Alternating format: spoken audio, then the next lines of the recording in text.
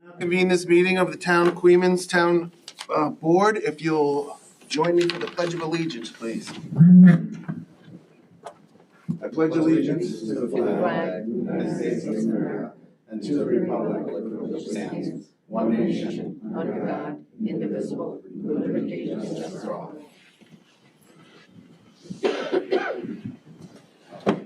Thanks for joining us tonight.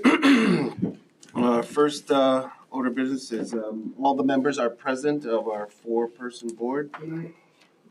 And I have a state of the town prepared to let everyone know what's been going on and what we want to do into the future. Local government is our one fundamental purpose is to make the lives of the people of Queens better. And that means safer neighborhoods, reliable infrastructure, and stable taxes. And a local government that responds to plans ahead rather than responds to crisis. The outcome of this did not happen by accident. These things require discipline. We had a plan in place. This administration has been doing from the start. When we took office, we were committed to go to work every single day to open the lines of communications, especially between the village and RCS school district, and to operate transparently. And that's exactly what we're doing. And this cooperation alone does not solve these structural problems. However, we did have a clear plan, and we do have a clear plan moving forward, understanding the resources that we have, obviously time and money that are always limited. So step one of that economic development plan was budget discipline and investment. The first thing that we did was we went into the budget and we cleaned it up and streamlined it and used the money that was in fund balance that was created before. And as we discussed before, you can create fund balance by underestimating sales tax, say 1.7 million, and then you get 2 million. That 300,000 goes back into fund balance at the end of the year when it's reconciled. So 4 years of that, of course, that's $1.2 million. We took that money and we invested it. So we have created an investment with NICLAS. I'm sure you're all familiar with it. It's a liquid fund asset, and we've been generating $20,000 a month since we did that last September.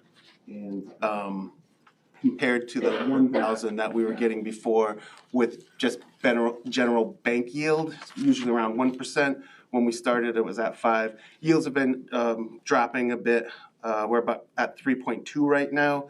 The dollar's getting a bit weak. Everybody's been paying attention, I'm sure. So that was step one. Step two was centralizing our town operations. As you're aware, we have new town offices. We purchased the property. The town owns it. We renovated the building under budget and on time. And we did that without raising taxes. So it makes it better for the residents to be able to go to one spot instead of having scattered buildings across town where you have to run. Now it's just as simple as going to the clerk's office and going to the the assessor's office.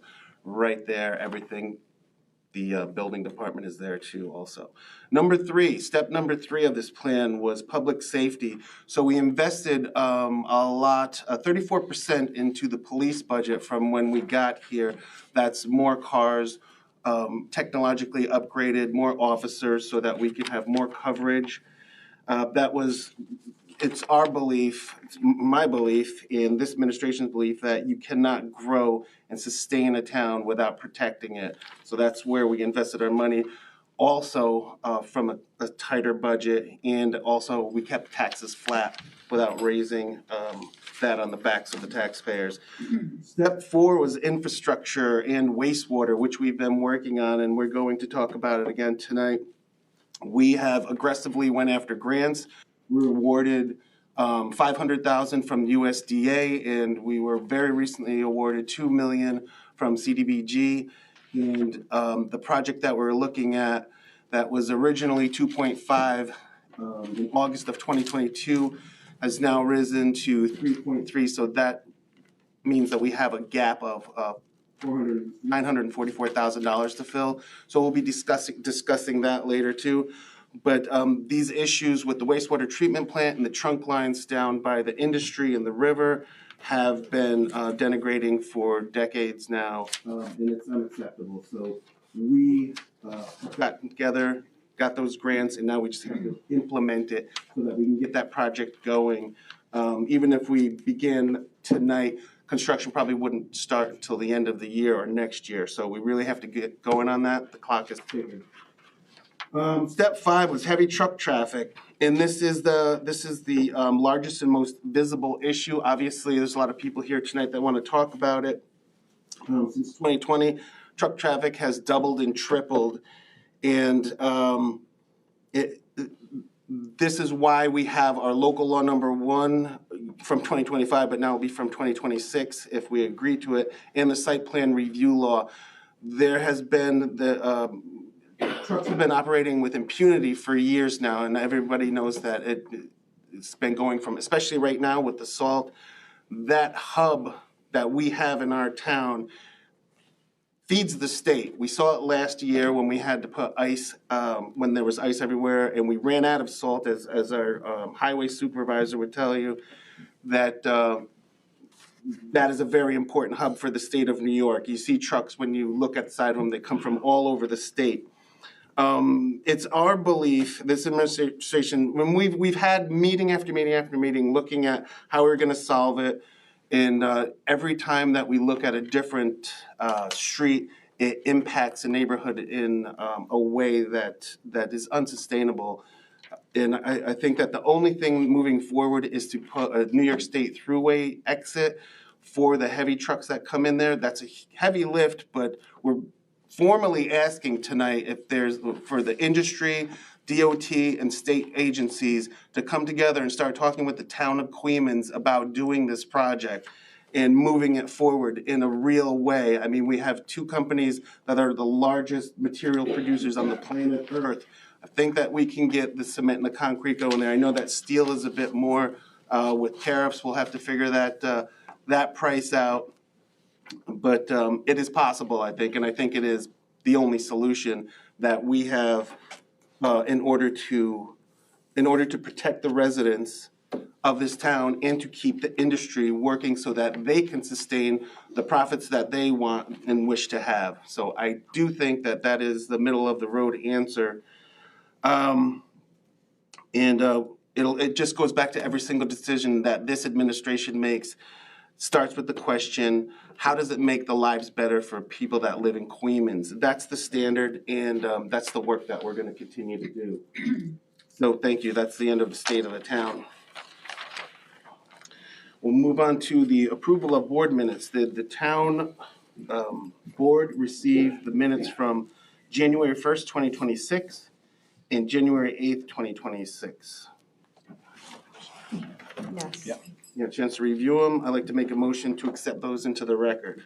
I'll second. All in favor? Aye. And that was for both, correct?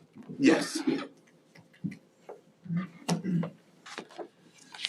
Brings us right to the supervisor's report for December 2025. General Fund A, balance forward, $220,532. And 36 cents. The receipts of $675,149.15. Disbursements of $719,733.16.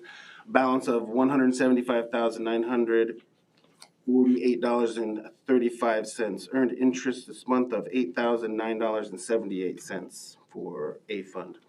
Consolidated, balance forward $662.44, receipts of 3 cents, no disbursements, and a balance of $662.47.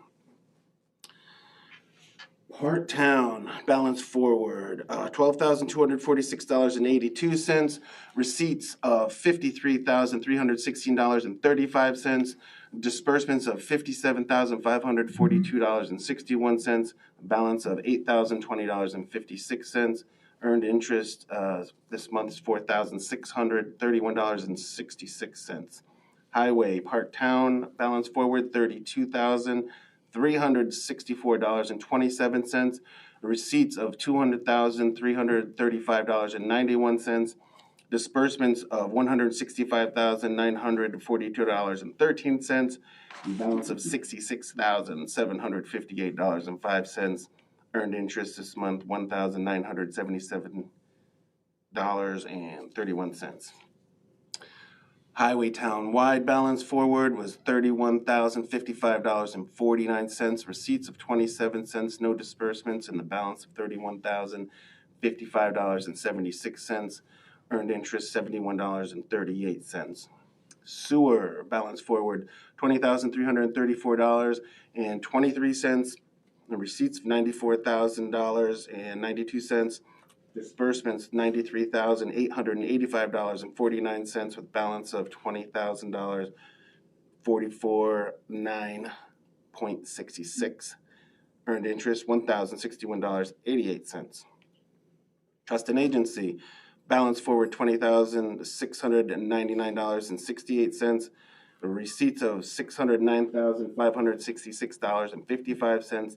Disbursements of $604,792.25, balance of $25,472.98. No police forfeitures. Capital projects balance forward $195,032.97. Receipts of $12.41. Disbursements of $125,612.64. A balance of $69,432.74. Earned interest $102.25. Section 8 HUD balance forward $16,709.98. Receipts of $77,255.87. Disbursements of $74,906.57. Balance of $19,059.28. Total reconciled balances $416,859.85. Total earned interest this month $15,854.26. Savings account Grove Cemetery $928.71 with earned interest of $99.60. Queens Hollow Cemetery $546.80. Earned interest $9.97.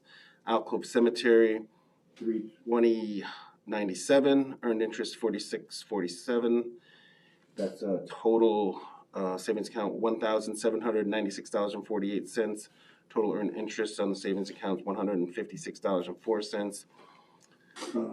Bank of Greene County and National Bank of Coxsackie, collateral coverage, FDIC coverage for $250,000, collateralized at, Bank of Greene County collateralized at $542,357.47.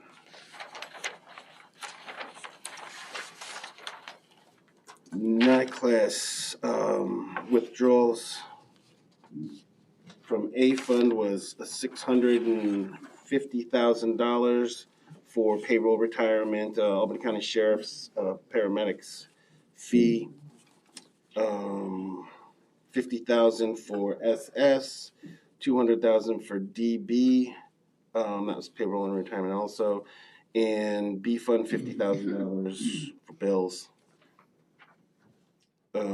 Year-to-date dividends $238,249.19. I'd like to make a motion to accept the supervisor's report into the record. I'll second that. Discussion. Just for discussion, Supervisor, so Grove Cemetery, it has $928.71 and it earned $99.60. Is that a typo? Because Queens Hollow Cemetery has less than $400, or has $400 less and only made $9.97 in interest. I'm not sure, but I could certainly look into that to see if that's a typographical error. Okay. And then just to confirm, we withdrew $650,000 from NICLAS from the A fund to pay for the paramedic fee, payroll, and retirement. Yeah. And did we not know that that was coming?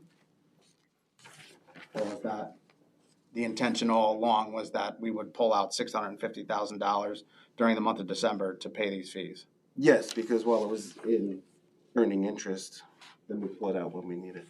Okay. I guess I just don't know the breakdown for payroll and retirement. I know the paramedic fee, was $182,000 and change. Yeah. So, Twice a year. no, I know, but again, Oh, okay. $650,000 minus 180, that leaves the rest, I guess, with payroll and retirement. If you could just get me those breakdown numbers as well, that would be great. Yeah, I'll reach out to payroll and have her send them to you. You have an email address also? Ms. Ziegler? Yeah. Correct. Okay. But again, I would have reached out to her, but I didn't have this report until right now. Okay. So if I had this in advance, I would have reached out to them and just confirmed those numbers already. Okay. So maybe in the future, moving forward? we can get a copy of this report. Moving forward, sure. Can it be attached to it? Whatever the money was withdrawn for, attach what the expenditures were, so if that Yeah, I'm makes sure you sense. could request detailed expenditures from payroll. And Right, but I'm saying in the future, if we have this report with that money, can it just be attached to it? Cause then it says why it was withdrawn and what it was paid for, I guess. Okay.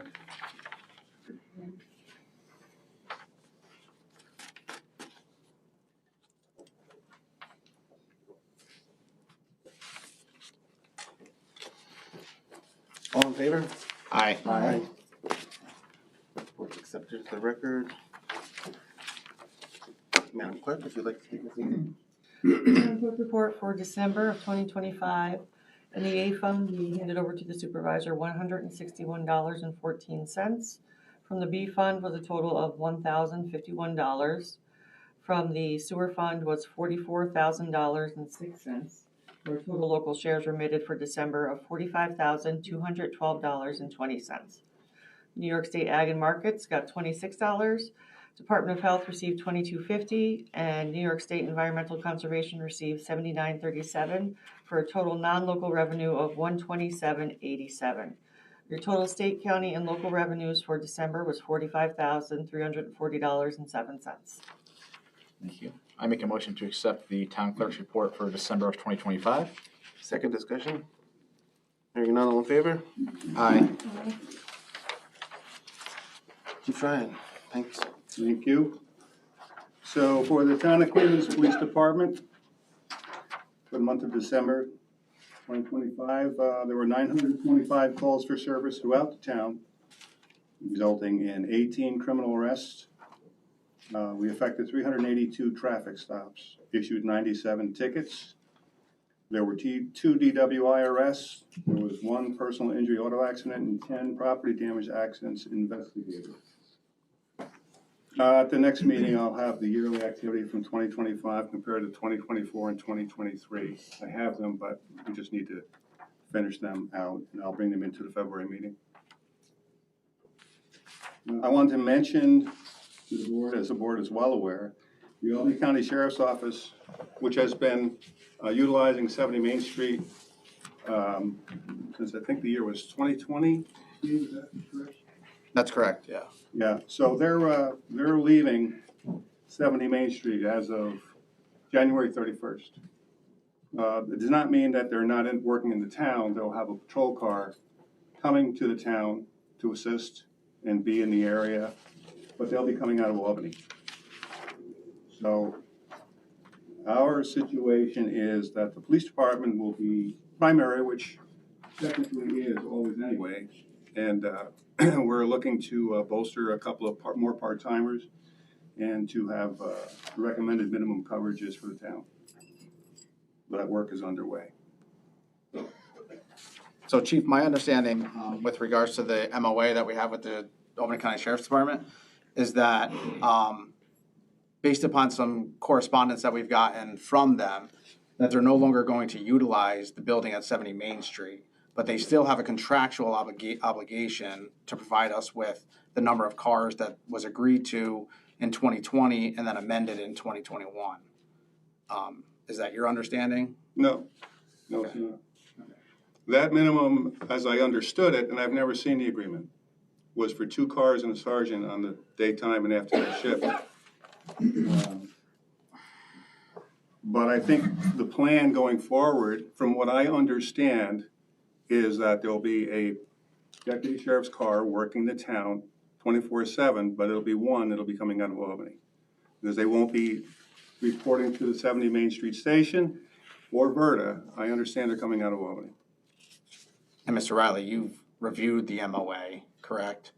I have taken a look at the MOA. I think we may want to have a discussion in executive session, just in terms of contractual negotiations. Okay. But as it stands right now, they are contractually obligated until December 31st, 2027. That is how I read the MOA, correct. And too. and the ability to terminate on 90 days' notice Was removed. eliminated with that addendum. Correct.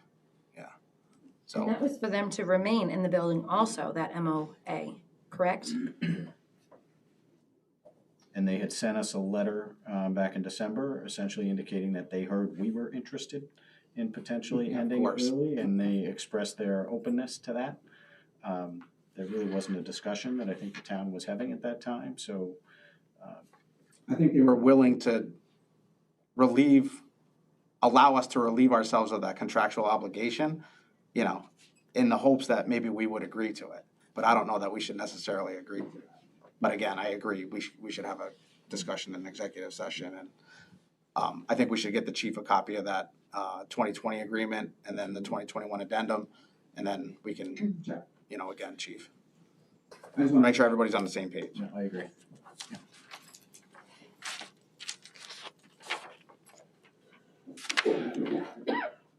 Make a motion to accept. No, I did not. I cannot. I make a motion to accept the police department report for December of 2025. I can second that. All in favor? Aye. Aye. All right, I guess I had that discussion prior to.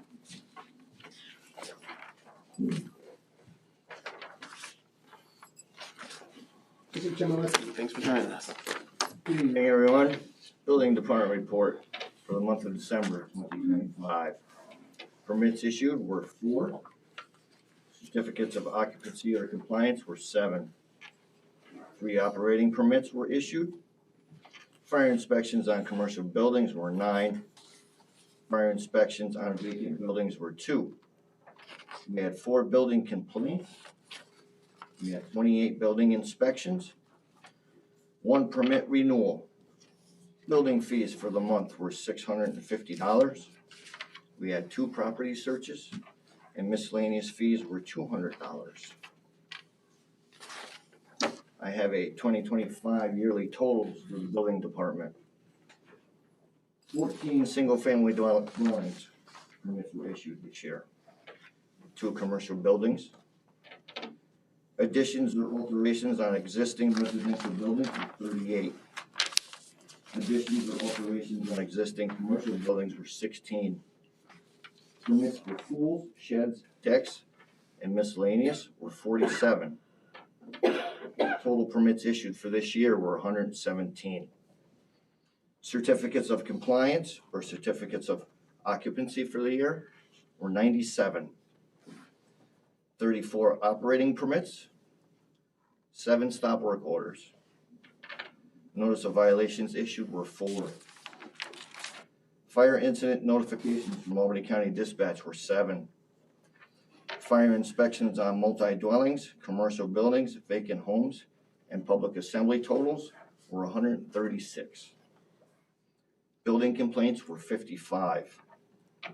Building inspections were 498. We had 19 permit renewals. Building fees for the year were $23,955.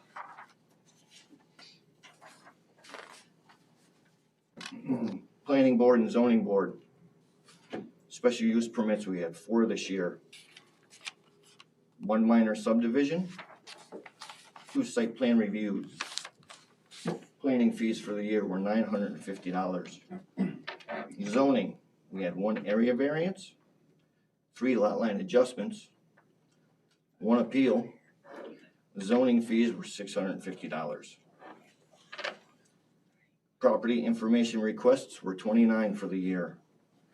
Miscellaneous fees were $2,900. Total fees were $28,555 for the year.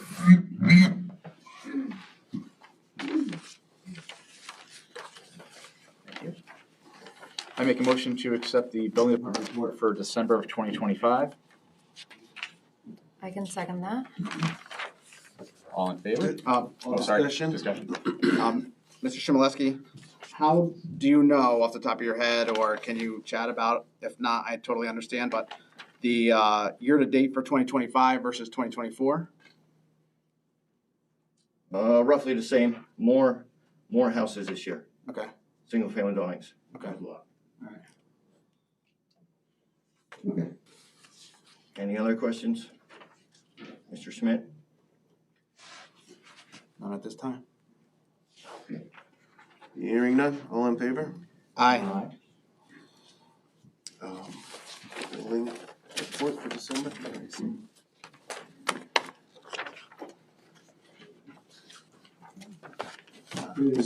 Okay.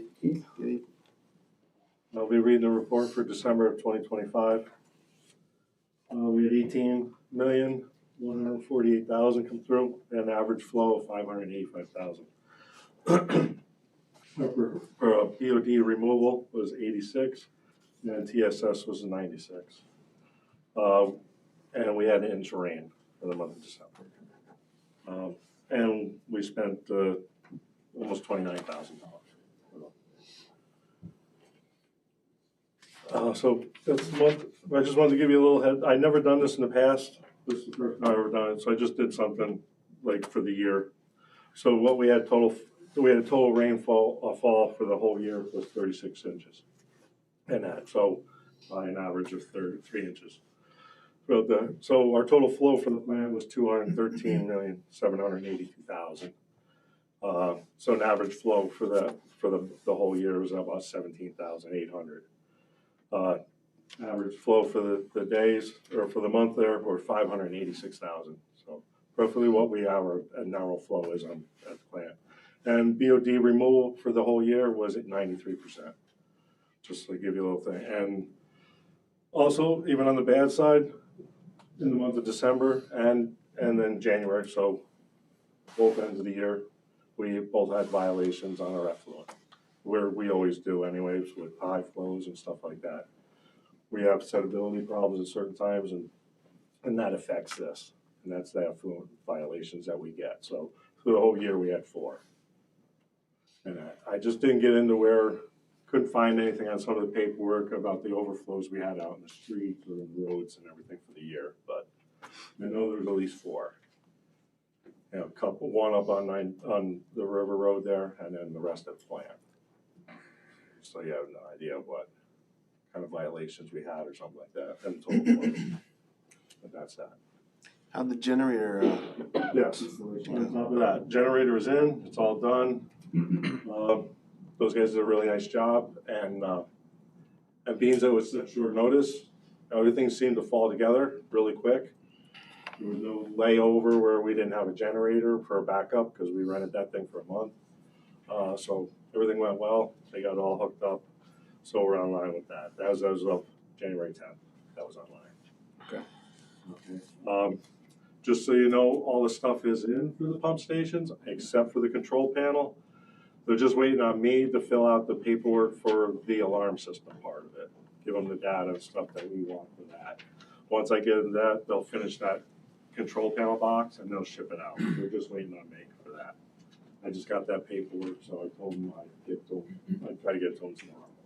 So he can send that out for them. But everything there for the lift station is ready, pretty much except for that panel, that control panel box. Do we have an idea of when that's going to be completed? No.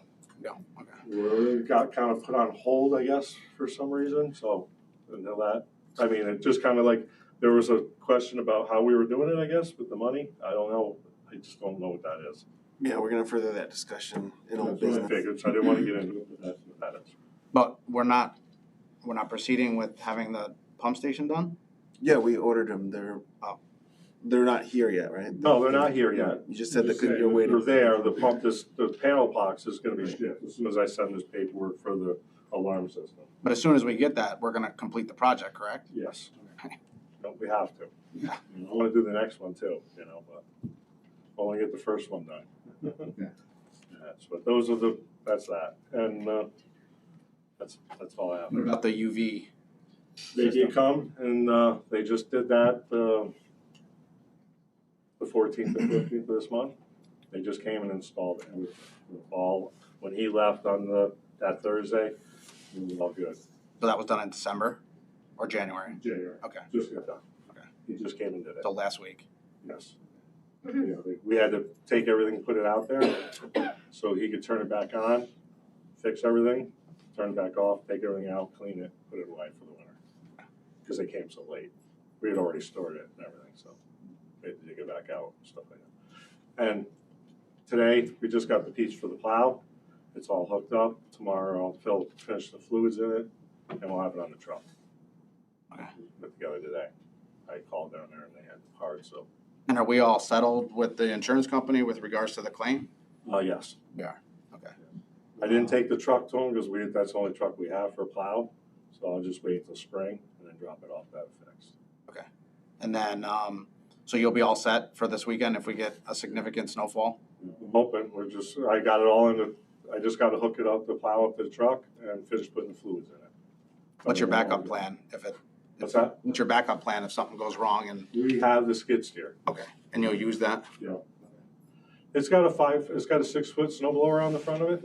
We bought that a couple of years after we bought the thing, just for emergencies and stuff like that to have. But with the little bit of snow that we've been getting, we've been just using the bucket.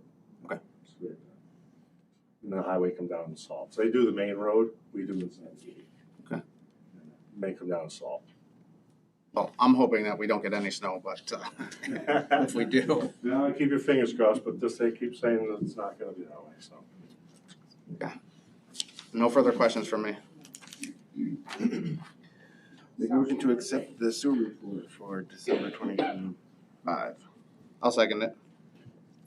No further discussion, all in favor? Aye. Passes. Mr. Baker? Good evening, everyone. Starting off with the town halls, not much going on. Just salting and plowing the parking lots and keeping the sidewalks clean and with the snow. Moving on to the garage, C11, it's a 2015 four-wheel drive. The EGR coolant line, return line sprung a leak. We were out of business for a few days with that. So we worked hard, we got that replaced. Replaced the front plow shoes on C16. And as you know, after every storm, we bring the trucks in, we break them down, we service all the pins, the cables, all the plows, the wings, the cutting edges, and make sure they're ready to go for the next event. The Komatsu loader that we keep at Jarvis Road for loading salt, that gets brought back, that gets washed and serviced, because that's in the salt all the time. This is the loader that loads our trucks during the storms. Moving on to the roads, we got a call to replace a dead end sign at the end of Kruger Road. So we took care of that for those folks. In the middle of December, we went down to Hamlet. We cleaned out all the catch basins because we had some rain and the leaves were piling up, so we took care of that. We were called in 12 times for the month of December for snow and ice. We unfortunately had 3 mailbox repairs or replacements. We continue to do the big truck snowplow driver training on the days when, we're not out plowing. 2 guys will go on a truck and 2 guys will go on a truck. Everybody has a Class B license, but they're fairly new, so they're out doing driver training. C16, if you see him going through town, he's hauling the salt to our stockpiles. I got a call today from Appalachia. He informed me to use it wisely as the supplies are running very low. So we'll do the best we can. We have a pretty good amount, but we don't know what's this storm is gonna bring. We also we always picked up dead animals on all the roads. There's a lot of cause for this. So the guys don't like it, but it's part of our job, so we take care of that stuff. We did our end of the year NYMER training and service training. Stacy Yeomans came up. We got to use the conference room at the Queen Tower Firehouse. So we want to thank them for that. And everybody's up to date with their training. The parks are shut down for the winter, as everybody's aware of. And there's a porta potty there. It's been there for the month of December. It will stay there till March. because there's a lot of disc golf operations going on there on and off through the weekends. Okay. Nothing at the cemeteries, which is good, and just keeping the roads open and plowing the roads. Okay. Was that John Williams I saw in the big plow truck today? Could have been, yeah. There's two. I was trying to see him in the mirrors behind him today on Star Road. Yep, so there's a lot of that going on. He's training for. Does he need? You need two for a wing or? No, so he's just out, that's not his truck. So if somebody calls off, we have to take somebody else off a small truck and put him on a big truck. And he's not familiar with that truck, so he's getting familiar. Yeah, I was watching them, and so do you? When they're training, do they just kind of mark where mailboxes are and stuff, just because when it's covered in snow? Yeah, and it's really getting used to shifting the truck, Yeah. learning how the truck feels and with the plows on it and stuff, with the load on it, because they react differently when they're empty and when they're loaded. But that's part of their job is to be able to drive any of the trucks. So good to see. depending on what scenario gets thrown at us, they have to be able to react and drive those trucks. And all the trucks are different, so it gets complex. Yeah, it was good to see him out there. If everybody comes in, the system works very well. Everybody has their own truck. If somebody gets sick or if they're on vacation, we have to jockey the plans a little bit, so. Okay. Looks like there's a decent storm coming for Sunday night into Monday. It's gonna be brutally cold. I would ask everybody to stay home if they can, stay off the road. Give us, the county, the state, our neighboring towns, give us time to do our job. I'll work closely with the school. I imagine the school will be having a hard look at the storm. And it'll be into late Monday before it's all over, so. Questions, comments, concerns? Yeah. Also, I was at work early at 7:00, and you guys are salting the. It was good to see the highway guys doing a great job over at the new place. Again, it's a public place, right? So we're scared to death somebody's gonna fall and get hurt, and, we know the rest of that story, so we put a lot of emphasis on this one and that one, so. Yeah, so, all right? Thanks. Did you talk to the state about that ice on Church Street? No, there's a water leak there, and, I'm not sure who's gonna fix it, but this weekend it's probably gonna be an iceberg. Yeah. Be careful going down Church Street. I'll make a motion to accept the highway department report for December 2025. Thanks. Second discussion. Hearing none, all in favor? Aye. Aye. For the record. Liaison reports, just like to mention that Councilperson Grogan is now the police liaison, and Councilperson Schmidt, along with his highway liaison duties, will be taking on the town court duties. Anything to report? So just while we're on that topic, we got an email this afternoon about the court purchasing a cabinet for their office. Yeah. I did reach out to Ms. Collins. We had a conversation. I included Judge Hoteling and Judge Ising in the conversation. They provided a lot of detail as to why they want to proceed with that purchase. I did send the board a detailed email, so everybody take a look at that and we'll go from there. And just receiving this new liaison position, I know I have a couple of emails from you in reference to some purchases and stuff. I'll reach out to you and we'll continue that discussion so I can bring it all back to the board. Thank you. Absolutely. Okay. So going on to old business, I see that probably here for truck traffic, if the board agrees, should we move that up to 8.1 instead of 8.3 so we can get that discussion underway? That works for me. That's fine. I'm okay with that.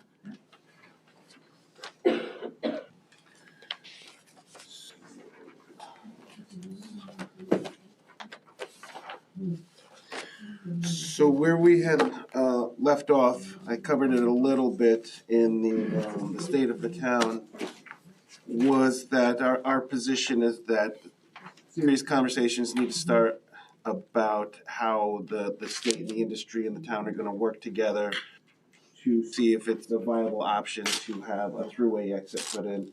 In the past couple of days, I've received multiple emails from village residents and town residents about the dangers that they're experiencing. I would just like to open up the floor to anybody who would like to express their experience. Mention rules, right?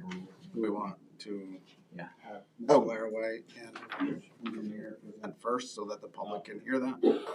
We'd like to reserve our comments for the end. Fair enough. Yeah, and we would like to keep the comments down to around 5 minutes, Ms. Grogan, if you. Oh, I'll keep track of that. You'd like to do that? And make sure you state your name and your address. We appreciate it. Direct your comments to the board so that we can go through back and forth. And My not, name is Lindsay Tute, and I live at 5213 Indian Fields Road, Fierbush, New York, 12067. And yes, that's the outskirts of the town that I live in. and Ms. Good Tute, evening. Ms. Tute, you don't have to speak into that microphone. It's kind of just there, so. Good evening. Thank you for the opportunity to speak. I would like to say that I think we all have the same goal in mind, and that is safe roads and safe drivers. I'm going to give you insight on personal experiences to share my point of view. At 5 years old, I was left on an RCS bus asleep. Luckily, my sister was on the 5 p.m. bus and found me from a driver not doing their post check. That is the driver's responsibility to do so. At 8, I almost got hit by a car getting off the bus on Route 32, the road I live on. At 21, in May 2023, I was hit by a tractor trailer with my 6-month-old in the car. All situations to be mad at. Was I mad? No. Thankful to be alive? Yes. Those instances didn't make me blame every bus driver or every car driver or every tractor trailer driver. The only people to blame and hold accountable were those specific drivers. Now you blame one man, that man being Mr. Carver Laraway, a man that has brought business, jobs, housing, and blatant opportunity to a town struggling to survive. This truck traffic situation escalates every winter due to the volume of trucks, but those trucks carry salt to salt our roadways, parking lots you park in, and sidewalks you walk on. He is not the only business in that port. These businesses that feed families are businesses that feed families. So why are we blaming one man when he's not driving the hundreds of trucks? A solution has been proposed but cannot move forward without the state. So I ask again, why are we blaming one man and not the state for not helping with a solution? I'm the 4th generation on the same piece of property on the outskirts of town on Route 32.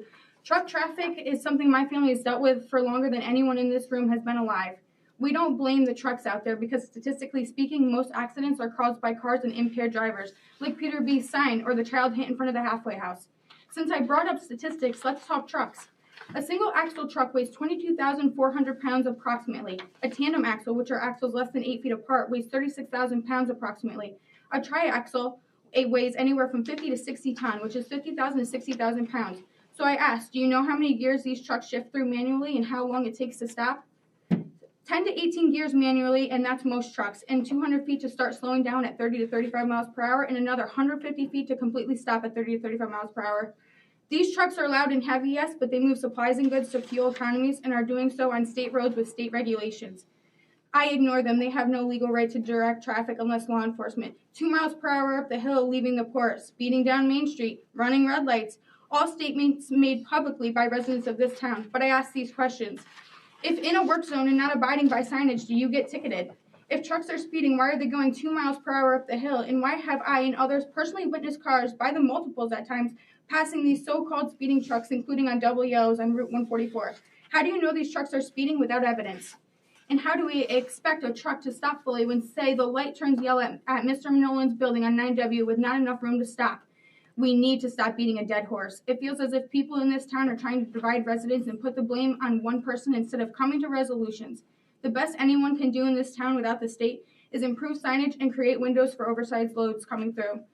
The only entity that needs to be held accountable is New York State for not helping with the resolution they're responsible for. These are state roads, so let's start there. Thank you for listening. Thank you. Thank you.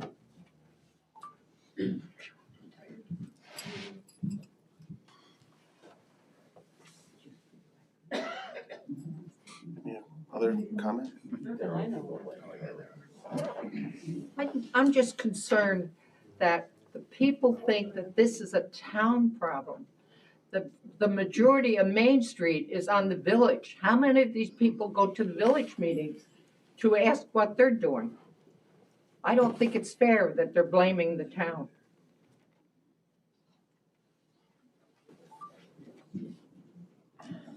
Thank you. Okay.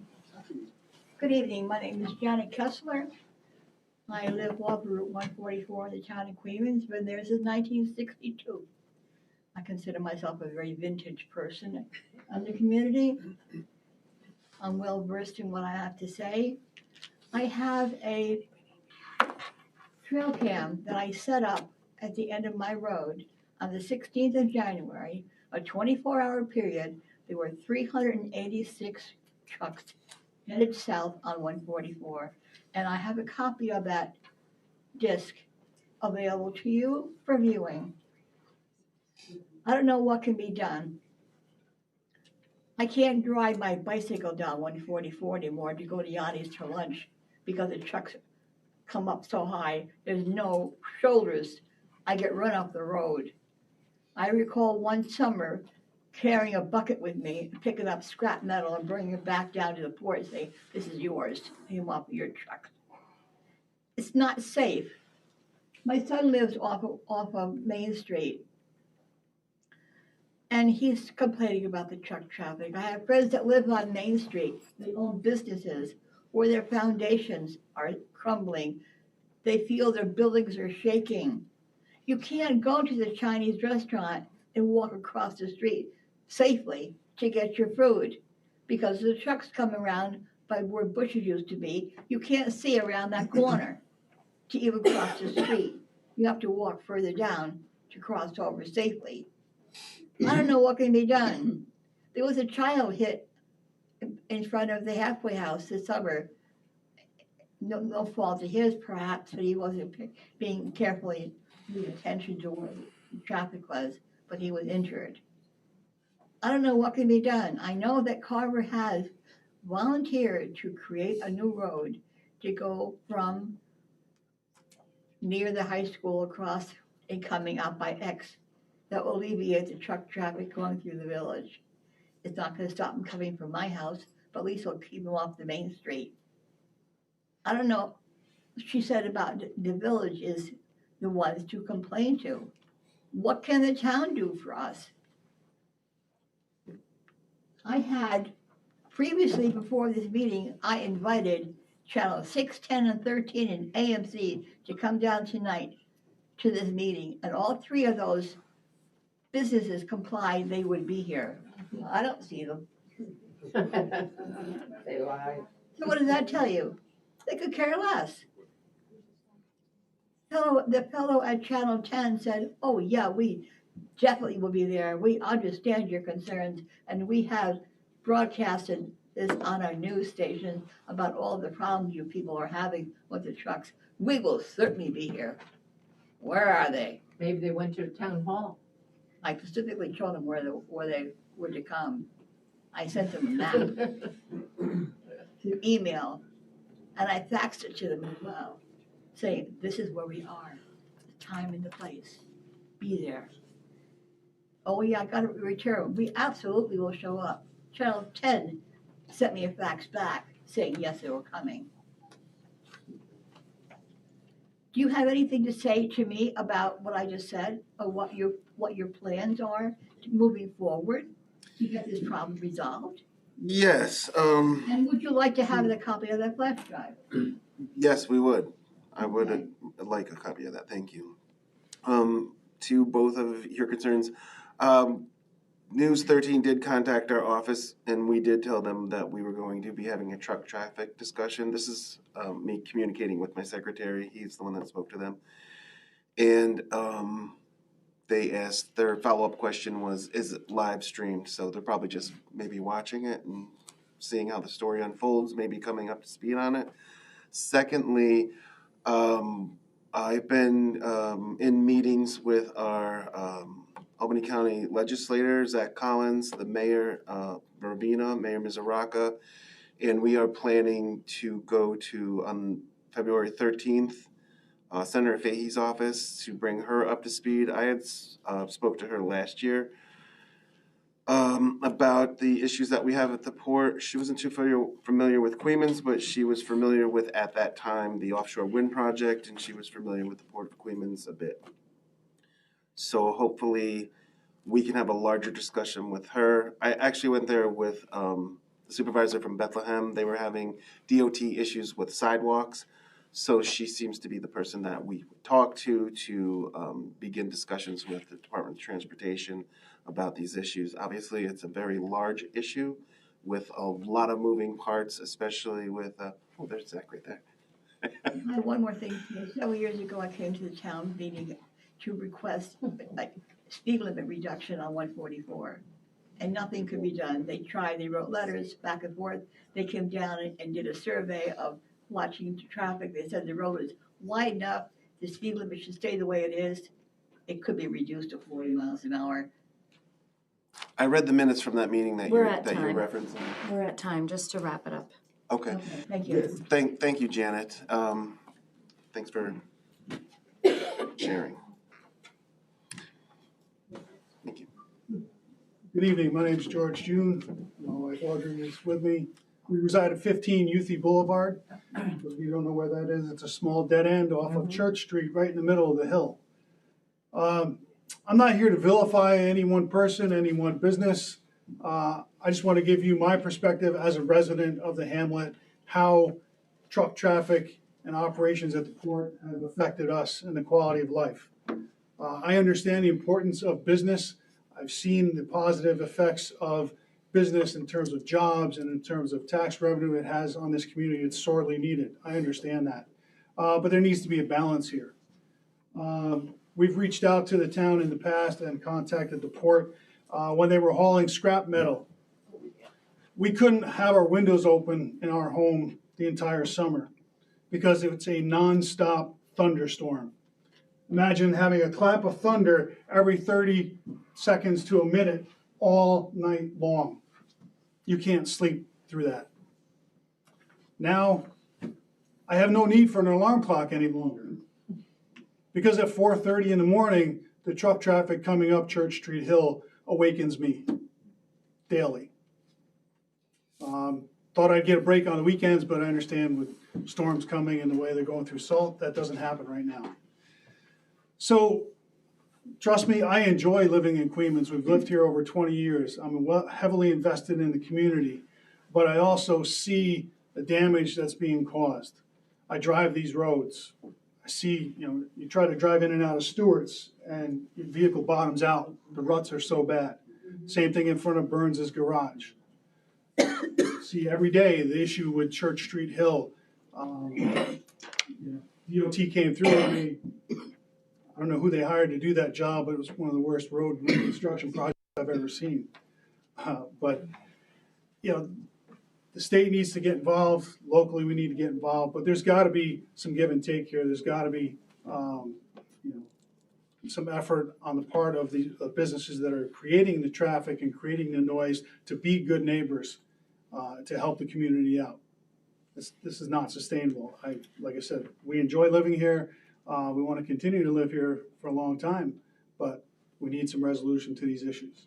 So whatever the town can do, town, village, county, everybody needs to come to the table to work with those businesses to get some resolution to this. So thank you. Yeah, thank you, George.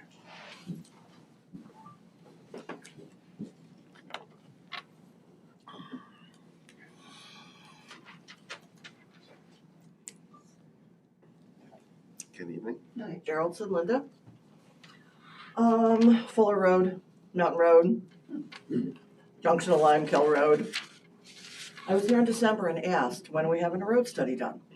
I was told, right, conflicting interest. I sent you guys an email. Again, it's always against my better judgment why I have to come here and blast you guys on public forum instead of just doing it through an email. But if that's what you ask for, that's what you get. So I'm asking, when are we having a road study done? The throughway entrance is doing nothing for me. Will do nothing for me. Will do nothing for my community. Okay, so that seems like a great plan, and I'm glad everybody jumped on board and you can do that, but let's back up.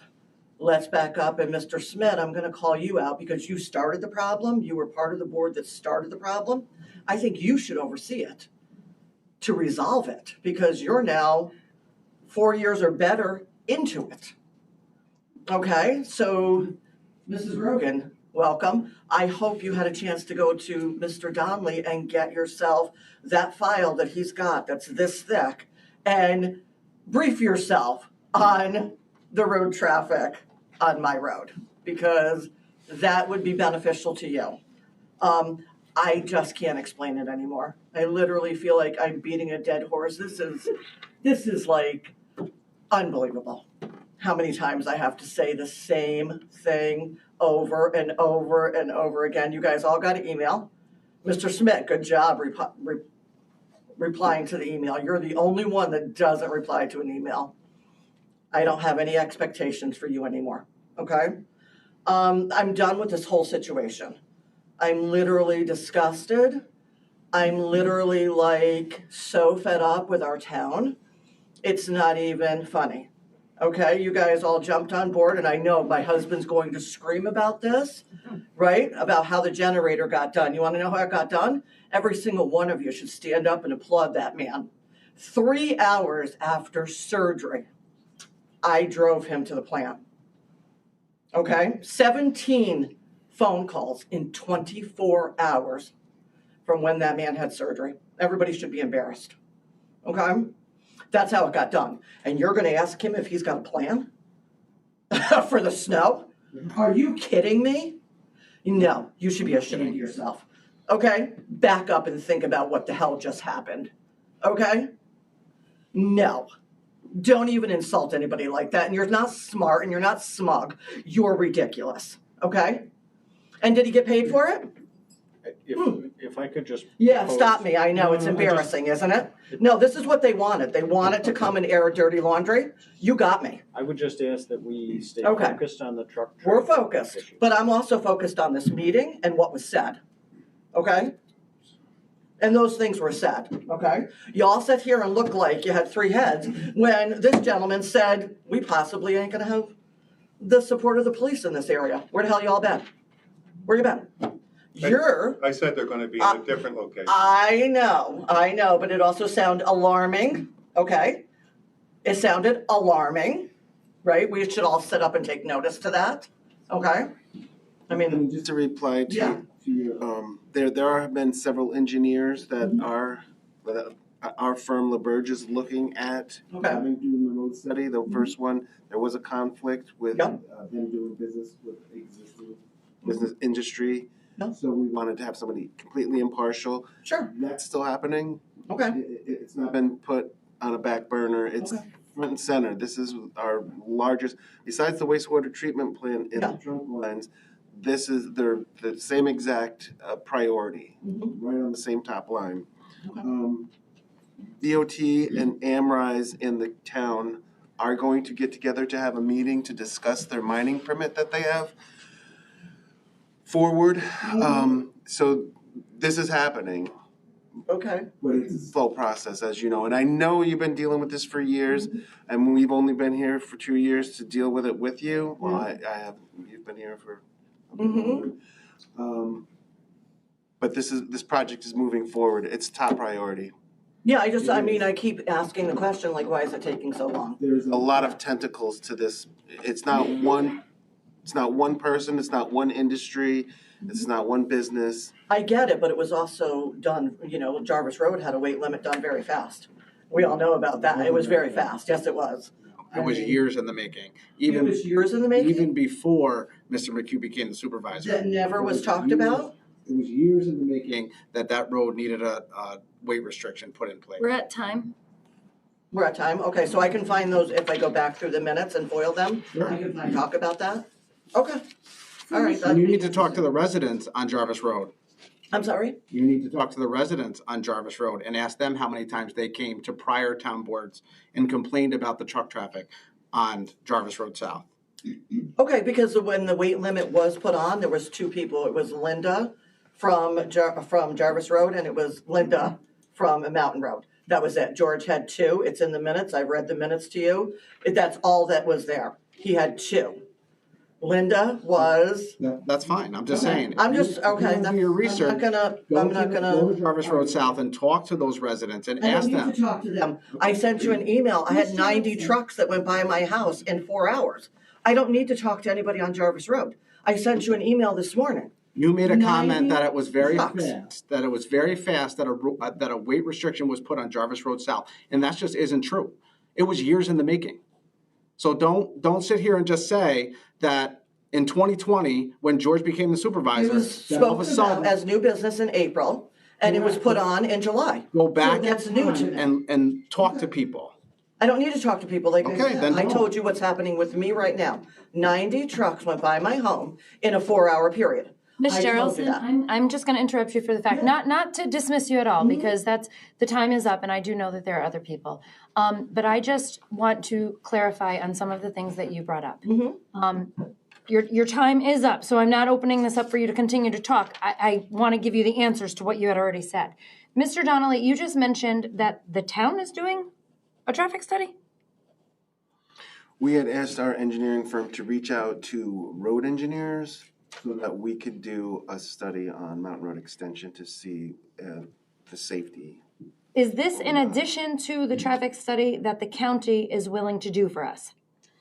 Yes, it's a different study, Okay, so we're gonna have 2 traffic studies then? right. Okay, which, Mountain Road Extension is a town, road. okay. So I just want to clarify that with Ms. Geraldson, that, Right. so we'll have the town study being done for that, and then we also have a county study that we're looking into. I had reached out to Mr. Collins about It's a that. multi-tiered Nope, issue. and that's perfect. And we've had 5 people speak so far. This is a state issue. This is a county issue. We, as this board, I can leave here tonight and send an email to Patricia Fahey, to whoever else. I can't do. Mine's not county or state. though. Listen, Mine is listen, town. and I get that, but Okay. this is not just one issue. Just so This that is you- why everybody is here. Okay. I can send letters tonight. I am one person. I highly recommend everybody that's in here, we need to work together. And with all respect, Ms. Charlton, I will never disrespect you, and I will never speak to you rudely. And I ask that everyone else sitting here does that. I don't agree with everything that everyone says here. I just ask to be respectful, please. Going forward, we all need to work together. Town, village, we need to write letters. And it can't be one person, because we know one voice. 5 years. I'm with telling you, DEC. we need to continue these letters and come I'm just together. telling you. 5 years. And with after DEC. everyone else speaks, we need a plan as a board, whether it's continuous workshops, and I think we're getting there. So I am if everyone is okay with it, I'm going to ask Mr. Collins to now speak on behalf of where we are with the county. Just, Before we go that far, I Yeah. just would like to know, where are we exactly in the process, Mr. Donnelly, with an engineering firm or a company that's going to complete the road study? There was talk of using Creighton Manning. We found out that there's a conflict, but where are we exactly with finding another company? My last communications with our engineering firm said that they would reach out to, and he gave me multiple road engineering firms, and we said, great. And the engineer, LaBerge, has indicated that they will give us an addendum, as they've done for other projects in the past, which would outline the anticipated cost of that, so that this board could approve it. And when was that exactly? Well, the email that you got from Michael, when I was in communication with him, put all of the LaBerge addendums that need to come up, and that was on there for the board to be aware of the multiple projects that we are engaged in right now. So the road study was on there. We had a conference call with LaBerge last week, it was, and that's when he had indicated that he'll get, there was a series of addendums that he's going to get you for different projects. But to be clear, and to answer Ms. Geraldson's question, we are still waiting for our engineering firm, LaBerge, to provide us with a road study engineering company to complete it. With a proposal, essentially. They have not found a company to do it. I don't want to overstate that. They haven't communicated to us what their recommendation is. so Mr. Donnelly, if you can try to expedite that and find out, just so we can get that. Correct. Yes, we had that conversation last week. Perfect. Perfect. Thank you, Ms. Charlton. Thank you.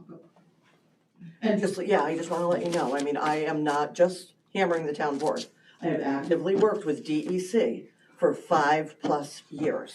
And you can find that all in Mr. Donnelly's folder. It's lengthy. Yes, it is, right. So, just so you know, I'm doing every avenue that I can possibly do. I'm not just saying, fix it, fix it, fix it.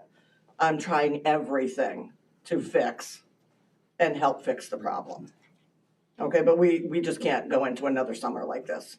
I mean, we can't. The residents have petitioned everybody under I the don't sun. disagree with you, but I do have to ask you to sit. Yes, of course. Yeah, there's always another meeting. Thank you. We'll continue.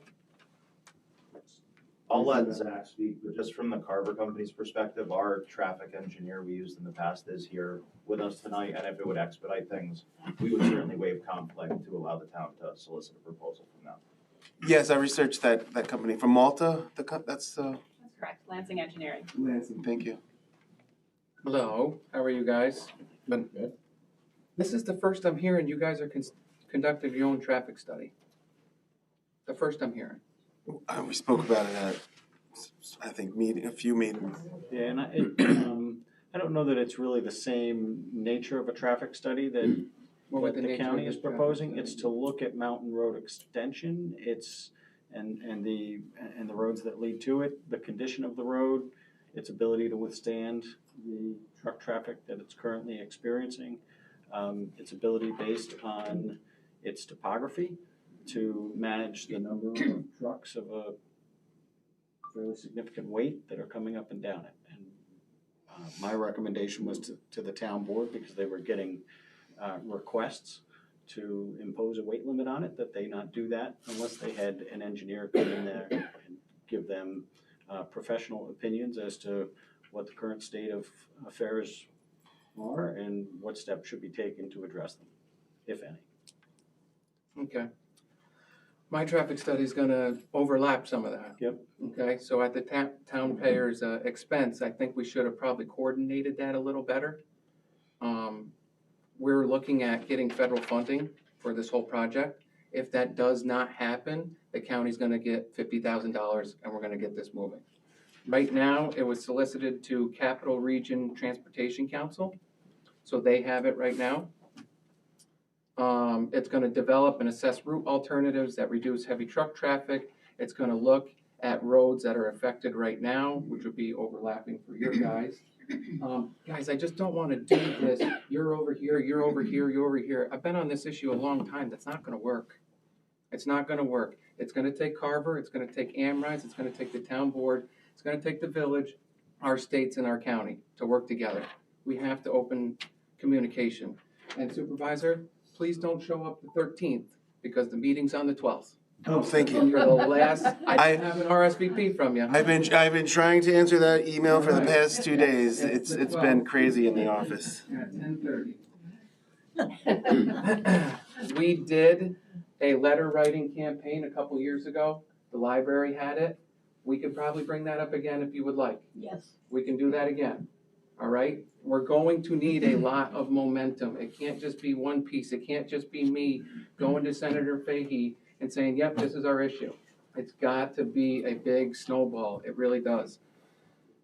The problem is twofold, and Ms. Geraldson made that point. You have quarry trucks coming out of Mountain Road, coming down, and then going on Main Street. And right now, you got 386 trucks going in to get salt for the state. Those are the two problems. A throughway exit, which I proposed a couple years ago, I am not gonna give up on that. I would disagree with you that that's the only thing that's going to right this ship. It's not. I don't want to put it down. I'll never say there's not a chance. I just don't believe that is the sole answer, because Ms. Johnson's right, that's not gonna help her. That's not gonna help the 90 trucks coming off. Yeah, it's a multi-tiered issue. It is, and that's the tough part, and you have the state. Nick Laraway said this a couple meetings ago. New York State DOT, I was on the town board, I don't know if you were there, Steve. I wasn't. We wanted to step down the miles per hour, the speed limit, from 396, well, a little before, down into a 30. And it was They turned laughed down. at us. Yep. It was They turned down. laughed at us. That's We right. just had another dump truck roll over in front of Mr. Lacosta's driveway. Yep. How many's that? How many's that? 12. I've lost 12, okay? So, and when we did have that meeting with Moose, I said, hey, I want to know how many water main breaks were on Main Street. So we No, need that on Church information Street right too. now. We need that information as well. Yeah. So I'm hoping this traffic, guys, it's not, I don't have any solutions for you, but we really need to work together. I think this meeting with Fahey is going to be great. We need state representation there. We need state representation there, and I'm hoping that we can get a bunch of letters there. I have a constituent on Mountain Road Extension who's coming. Who else is coming? Oh my gosh, supervisor's coming, Mayor Moose is coming. Where is that meeting taking place? It's gonna be in Fahey's office, Where at is the state offices in Albany. that? Albany? Yep. Now, I talked to county officials and Carver last week about signage along 144. Signs like maintain a low truck speed, No Jake limit breaks. Jake breaks. I hear these guys on Church Street, but I also know what it is to drive a truck in Church Street. You gotta have a Jake brake. That stop sign comes up on you fast. And they also stated that the problem is coming up the hill. Yeah. They're loaded, they weigh 117, And they don't 107. come on the same side, because I was pushed off the road a number of times. When they redid the road, they didn't widen it up enough. Nope. And that's something that Carver has also offered for the state. We have to widen the road. The state laughs at you. Yep. Mayor Moose went to the state and said, hey, can we get a signal light at 9W so they can take a left? We have trucks getting stuck, and if they don't beat the traffic on the other side, I saw it today, then we're stuck. They laughed at them. We have to continue lobbying the state, and that's working together. Please keep me updated on that traffic study, because if we can couple that with ours and get federal funding from Fahey and get a lobbyist up there, now we're winning. It's a tough issue. It's our biggest issue, and right now it's really our only issue we should be working on. So did you reach, oh, excuse me, I didn't mean to interrupt you. Why not? You can ask her. Yeah, I talked to her about that. Yeah, all right. She's not coming. So Zach, did you reach out to Joanne Cunningham to see what have the RFPs come in and where are Right they? now, they are accepted by the CRTC. The Albany County Alliance was not really happy with that CRTC because they tend to take a very long time. So they're thinking about putting it out for private bid. They're giving CRTC a deadline for mid to end January, and then they're gonna reevaluate and probably put it out to bid for private. So that's Sandy Miskowitz at CRTC that you're talking I don't to? know who that is. Yes. Yeah, Okay, well, okay, yeah, I'm not, I didn't reach out to him, the county exec did. all right, I'll reach out to So, her. yep, absolutely. That'd be great. All right? Thank you. All right, thank you. Okay, we'll hold it there, Zach, because this wasn't complicated enough. I Oh, just wanted you to geez. know. We've done a little things locally, okay? We did a speed study down Main Street. I took 15 hours of police department personnel with a radar gun to measure old trucks, their speed. I want to tell you now that of 305 trucks, 3 were speeding. Right. 3 of them were over 31 miles an hour, and 1 was 32. 1 was 37, we stopped and gave him a ticket, all right? But by and large, due to the geometry of Main Street and the fact that they touch the double yellow line and sometimes they hit the curb, that's why the speeds are low. And the speeds are low all the way down through. Okay, that's just one part of, a small informal snapshot of what's going on with truck traffic. Because we're here all the time looking for trucks. And by and large, they're not speeding, by and large. We also had, I talked to DOT. And I talked to Kelly Kircher, who is like the safety traffic management and development person. It's not the state engineer. It's this office that does traffic safety and management. You probably know Kelly. Yes. So we had a discussion, and she explained that truck traffic, unless it's overweight and overheight, ruining bridges or hitting them. I mean, they try and stay out of all of the signage and the local regulation. I suggested things like designating Church Street as a local truck delivery route only, enforcing all heavy trucks to go on 144 south and north to the thruway exits, because most of these trucks are going out of the area. Mm-hmm. And Carver has worked along with the industry for salt down there to have variable message signs to direct most trucks to go north on 144, and by and large, they're doing that. If they want to go to Coxsackie, they'll go sneak down 144, they'll go over to 9W. But if we get signage, and they didn't promise anything. They did promise another study. That would be a speed study of all traffic, including trucks. But again, and by the way, On our website for the town, underneath the police department, there's 2 links to traffic management data throughout the region, including a monitoring station on Mountain Road, 143. And on it, you'll see all the data for 10 years. And it gives you the average daily traffic. It actually tells you what kind of vehicles are going down there. Of all the traffic on Main Street, 7.8% are heavy trucks or medium trucks. Medium trucks include box trucks, tow trucks, cement trucks, etc.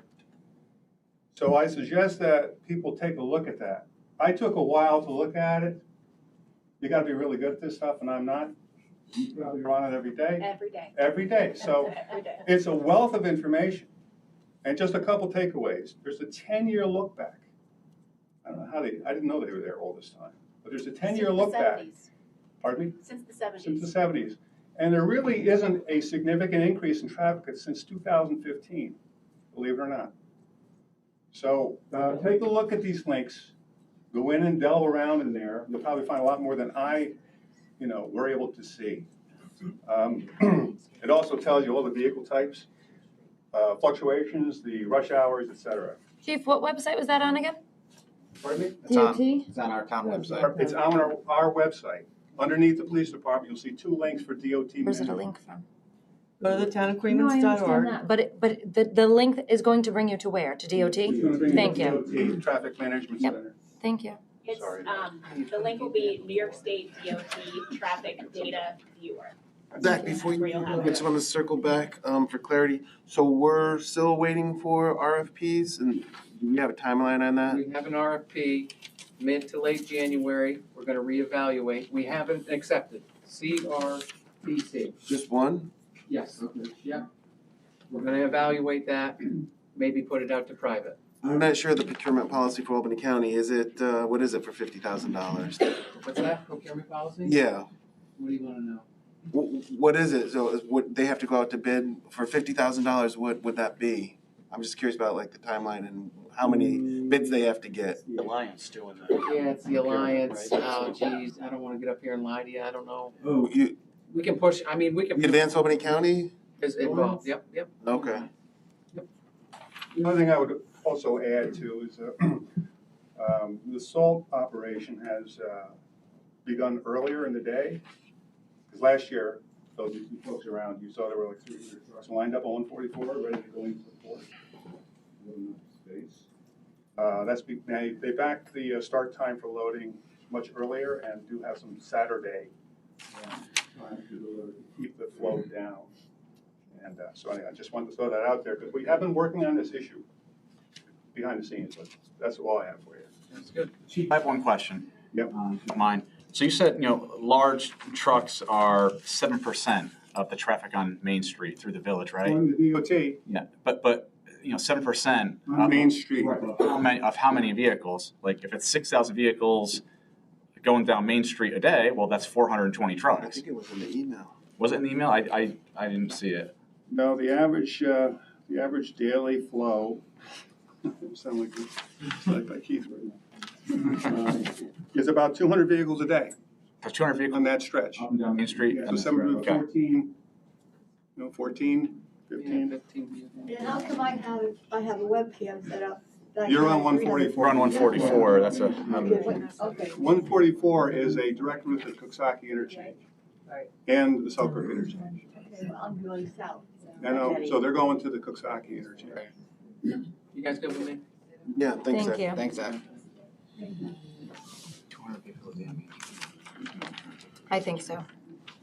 Yeah. I think there's more than 200 cars a day. Seems like. So I just want to share some information about 144. When I was on the board, a resident reached out to me, and so I took the lead and I had a traffic study done on 144. And back then, 85% of the vehicles were not speeding. They actually did a study for us. Okay, so George McHugh wrote a letter. Paul Tonko signed it. Nick Laraway signed it, Billy Beers signed it, Dave Allegretta signed it. We all signed it. We asked them to lower the speed limit from Selkirk to Queens.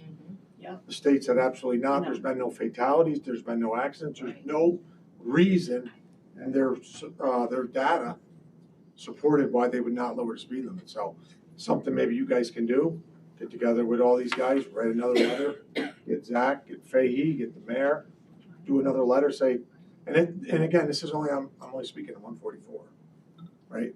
Let's get that speed limit knocked down to 45. And the only ones that affected was Carver, Billy Beers, Dave Allegretta. It affects nobody else. They're the ones that it was affected, and they all approved of it. So. What year was that? I read that. 22. That was 22. Somewhere in there. Yeah, that would be. Yeah. Yeah. All right. Okay. Something to try.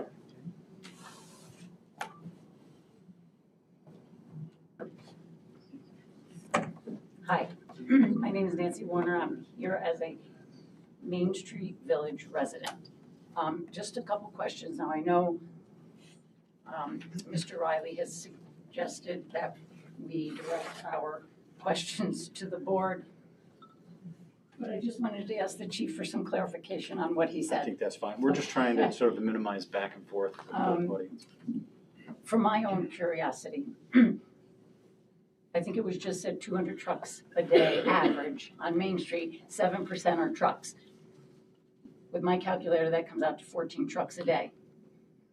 And I know you didn't make those numbers up. No, they're on the data, but. But that's totally ridiculous, if any of you know. I mean, 14 trucks an hour. if you were to sit and count trucks on Main Street, 14 go by within an hour. So those numbers, please don't get excited about those. They are not the least bit accurate. I don't know who took those numbers. Anyway. I think. Do you mind if I clarify Yeah, those numbers for you real quick? Sure. So what the data actually shows is that on, say, Main Street through the village, right next to where Route 9W is, there's around 4,700 vehicles per day. So if we talk about 7% of that, then you're looking more at like the, 700 or That makes 400. I think you came up with 400 with your number. 200, I thought they said. Maybe it's 300 if we're at 47. Does that sound about right? Mathy. So those are the numbers you're looking way at. more sense, way more sense. And then my other question of clarification is, out of curiosity, where was the radar set up? What part of Main Street? We're at the firehouse as they're coming around the corner, so, Okay, that's coming right out of the bend.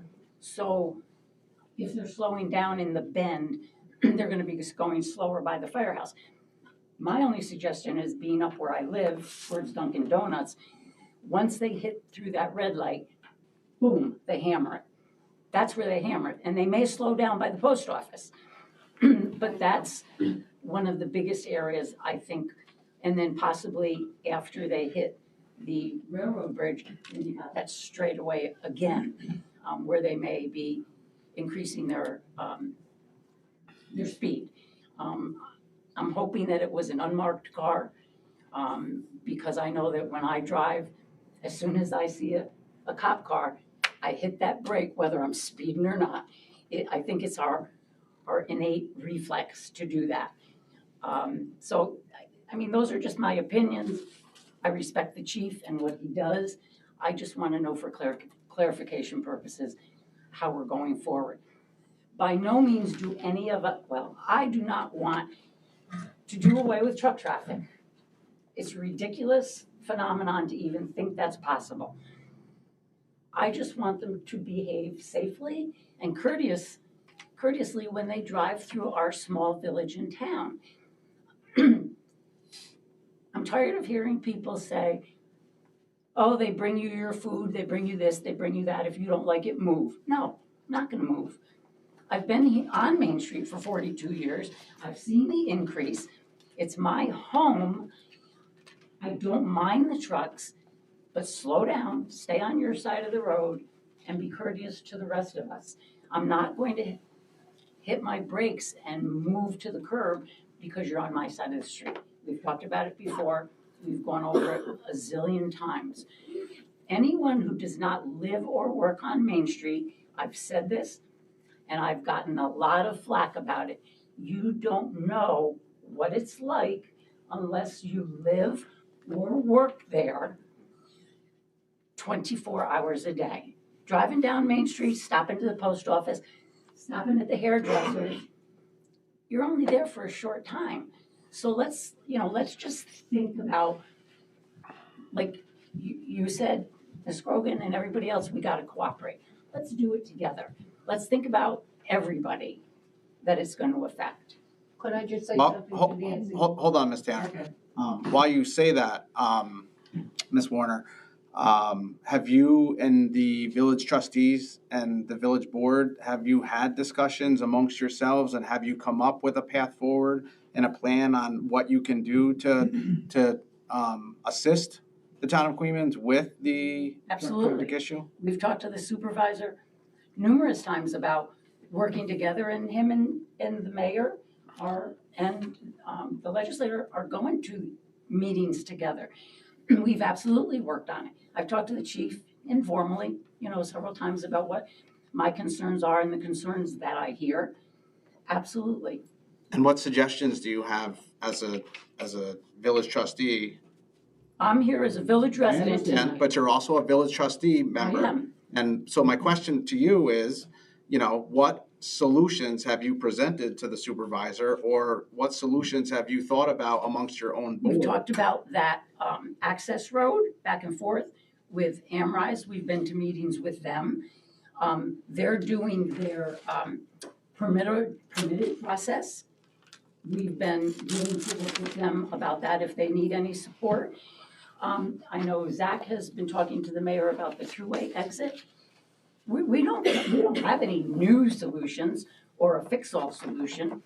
Me as a resident, I'm just looking for help from the chief and the police department on enforcement. That's what I'm looking for. The mayor told us at a meeting last week that he set up radar on Main Street. Where, I don't know, but he said the speeders were the parents going to the Peter B. and not the trucks. Okay, fine, hit the parents, I'm not complaining, it can be anybody. And it's usually, like you said, the people that complain are usually the ones that are violating. That's absolutely true. Yeah, slow down, Nancy. Yeah, I led foot. But again, why don't people come to the village and complain? Again, it is a community problem. We don't have a police department. This is where we come. This is our police department. Right, That's the village village. police. Well, that's the village police department. But coming too. to a village meeting isn't gonna solve it. We need to come here if we wanna speak with the chief and work out some solutions. I've been to your office. Yes, and he has, when we've asked him to come. I'm sure if you he asked him comes. to come to the meeting, he would go to a meeting. Bring all those statistics with you. Right online. Thank you, Ms. Warner. Yeah, and I just want to say, just to further your point and Zach's point, is that we are working together. We had started this, I think, our first meeting was in the first few months, and then we had the follow-up this summer where we got together with the town and the village attorneys and the trustees and the supervisor to start to formulate a plan, but the beginning of it was the fact that we were cooperating, and I think to Ms. Rogan's point, that is exactly what we need to do, is to work together as a town, village, and a community. I would just like to say that people say that if you don't live on Main Street or 144 in Ravena, you don't know what truck traffic is like. But considering I live on Route 32, which is a main highway all the way up from Warren County to I can't remember the exact county down south, I believe it's Orange County, that it's 55 miles per hour on our road, and it's trucks 24/7, 365. It doesn't stop. So for you to say that you don't live in Ravena, then you don't Stay focused with the board, because I don't want back and forth. Sorry. Thank you. That's fine, I truly understand, but that would just be inaccurate. And like the speed study shows, the people that were speeding were 3 big trucks. Thank you. Yeah, and once again, to your point, all the neighborhoods in It's the state's in the village and the responsibility at the end of the town, we're day. all being affected. You're Exactly. correct. It's the state's responsibility at the end of the day, so we need to stop being the dead horse and laying it on the town and the police chief and everybody else. Thank you. I'm Terry Dickinson with Heidelberg Materials. We operate on Amrise's property. I know there's been talk about a road study now for Mountain Road Extension. We ask that you consider also doing that on Jarvis Road. We brought forth, opportunities in the past and in discussions with Mr. Donnelly as well. North Jarvis Road. Correct, sorry, yes. And I just think we should do a study as well to look at other possibilities that would eliminate our trucks, majority of them, from traveling down through town and Main Street.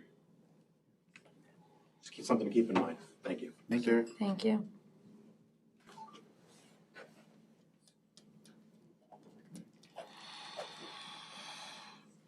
Anyone else?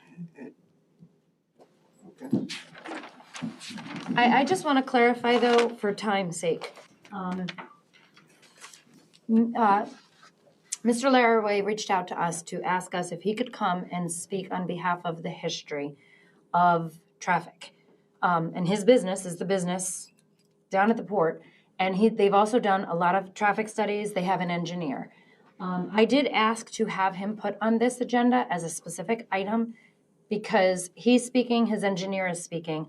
I don't want to cut him off at the 5 minutes. And I'm only saying that because I don't want the public to think that this board is being unfair and partial. This is important information. And when I say this, I also would like to use this as an opportunity for you to speak not only to us, but to the public. I just wanted to clarify that because I don't want anyone in the audience or just transparency. Thinking that we're being biased. Okay, thanks, Nick. Thank you. Nick Laraway with Carver Companies. I guess just to start off, giving a bit of history, going back to the beginning of the Port of Queens and to more recent history, traffic has been a discussion item for nearly 20 years with our business. And my understanding is when it was a brickyard, traffic coming from Gedney Hill was a different issue for a different generation. So it's a current topic, but it's not a new topic. We've been working on this with our expansion into the industrial park going back to 2012, and we've been working with the various boards ever since to do it. Certainly with our expansion for the offshore wind project starting in 2019 and going through 2023 and 24, we were working with the current boards at the time, and we've been very supportive. We know that this is something that affects every person living in town, and we want to help. But we know that the only path to helping on the state road side is through DOT. We've brought Alana Moran with Lansing Engineering here. She's done a number of traffic studies for us. She will provide some specifics of things that we have offered to DOT. I don't want to steal her thunder, but things like slowing down 144 to the north, straightening the road. We've put forth all these options and DOT simply says no, as other people have stated. Also, we requested as part of the traffic study that was finalized as part of the Poway project to direct all big truck traffic to the north. And DOT said that if we did that, they would flat out reject it. They said that the traffic needs to be left to its natural state and that the state roads that are being operated on by the big trucks are operating well under capacity. Alana can speak to the specifics, but they said that there was plenty more room for more. So when we went through all these processes with the things we were looking to build, they suggested that we urge our tenants to go north, but they said that if we started requiring it, that they would shut us down. So certainly not something we can do. Just to talk through the process as we see it, we are certainly 100% on board to do this. We worked with the prior town board numerous times. We worked on petitions. We attended meetings with DOT and state officials, but frankly, for about 2 years, this was not something that was discussed openly with us. There may have been meetings with the village, meetings with Amrise that we hear about often, and maybe even some meetings with Heidelberg. But until we attended a meeting in November that was about a local law that was proposed, we did not even know that that local law had anything to do with truck traffic until I questioned it. So I just want to set the record straight that Carver Companies is committed above all else to working with the town to work on this issue, but it comes with working together and sharing the facts. One of the items I believe I heard during the announcements earlier is that truck traffic has tripled at the Port of Queens. I would like clarity as to that statement. Is that the opinion of the town board? That's my opinion, so not the town board. And where are the facts to support that it has increased to a status of being tripled? Well, I guess we'll find out from Miss Lansing. Okay, because certainly there were prior years before last year and this year where the mild winter resulted in significantly less amounts of salt going out. But I can certainly tell you that going back to the winter before COVID and the winter directly after COVID, we moved nearly as much salt as we did last year. And in terms of aggregate traffic, I know that the result that some people may be looking for is that there's no trucks on Mountain Road, but 2025 had significantly less truck trips down Mountain Road of aggregates than there were in 23 and 24. So there are natural ebbs and flows of truck traffic and business and projects going on, but there has certainly not been a tripling of truck traffic into and out of the Port of Queens. Okay. Also, there was a statement that we are operating without impunity or oversight. We spent 37 months working with DEC, the town board in direct coordination, DOT, Army Corps of Engineers, and 17 other regulatory groups to do a full environmental impact statement related to the activities at the Port of Queens and planned expansions at the Port of Queens that were all reviewed and approved by every one of those agencies, including the town planning and town board. So to say that we are operating without impunity is simply wrong. So I just want to correct the record because I don't think that's a fair statement. In terms of being a good neighbor, there are signs all over the port asking people not to use Jake brakes, urging people to go north. We ask our employees to make sure they're good stewards. I promise you, if a Carver truck backs out, we know about it probably as quickly as you do because we have cameras on them facing forward and back. Heidelberg does the same. And I'm probably going to get more calls for this, but if you see a specific vehicle as a bad actor, please let us know because we will tell our tenants. We will tell them that XYZ trucking company is not being a good steward and we'll ask them not to come back to the port. I am confident that it is not a Carver truck or a Heidelberg truck because they operate in this community every day and they're frequenting your business and doing it, but there are some outsiders coming in. So if there are specific people that are causing issues, please let us know. We get certain complaints and we take care of them, but we don't get them all. So let Carver companies know or Heidelberg if it's their people and we will certainly address it. I don't know that we need to talk much about Mountain Road because it sounds like you guys have plans for that, but as it relates to all the DOT roads, we are certainly in support of doing all the things we've loved to do in the past and any other creative ideas, but it's not going to be done by Carver or Amrise or Heidelberg or the town or village or county. It's going to take all of us working in conjunction and not fighting internally because if there are cracks in the offense against DOT, they're simply going to reject everything. So we need to work together on that. Okay, and then we are going to have another meeting next Thursday on the 29th with the Planning Board, Zoning Board of Appeals. And we are going to be discussing site plan review. And hopefully, I don't know if you have issues with that, but that's the town that so far the information that I have, we haven't been involved in site plan review and we don't even know how many tenants are in the industrial park. So that would be great if you could come to that meeting and we could have the information of the tenants and. Absolutely. So you don't have information as to the tenants in the industrial park? No, I haven't seen any, no. Does your code enforcement officer not have that information? Yeah, we'll have to reach out to him if he's not here. I mean, they're regularly visitors to the Port Industrial Park. Any information they ever ask for, we provide. I find it hard to believe that they don't have that information. Not saying that you for whatever reason, there hasn't been site plan review. So that's from me being in this office for the last 2 years and just coming up to speed with what we discovered when we went through our legal team. Are there cracks that we started to look at? So we perceive some and you don't. So when we get together, we'll have this conversation with the planning board and hopefully we'll also have a code enforcement agent there and I'll definitely certainly research this so that we're more informed at that meeting. Hopefully you'll come to that meeting. Absolutely. All right, thank you, Nick. Appreciate it. And I'm just going to say that as the former chairman of the Zoning Board of Appeals and the former chairman of the Joint Planning Board, Zoning Board of Appeals, Mr. Laraway, on behalf of Carver Companies, appeared before those boards many, many, many times. So while our zoning code may not require at this time site plan review for the industrial zone, which is where Carver Companies is, Mr. Laraway and his company has been before our boards and has provided maps and explanations and everything else that goes along with it. Correct. And that was working sort of in contrary to our site plan review laws, Rich, at the time, or the 2011 site plan review law?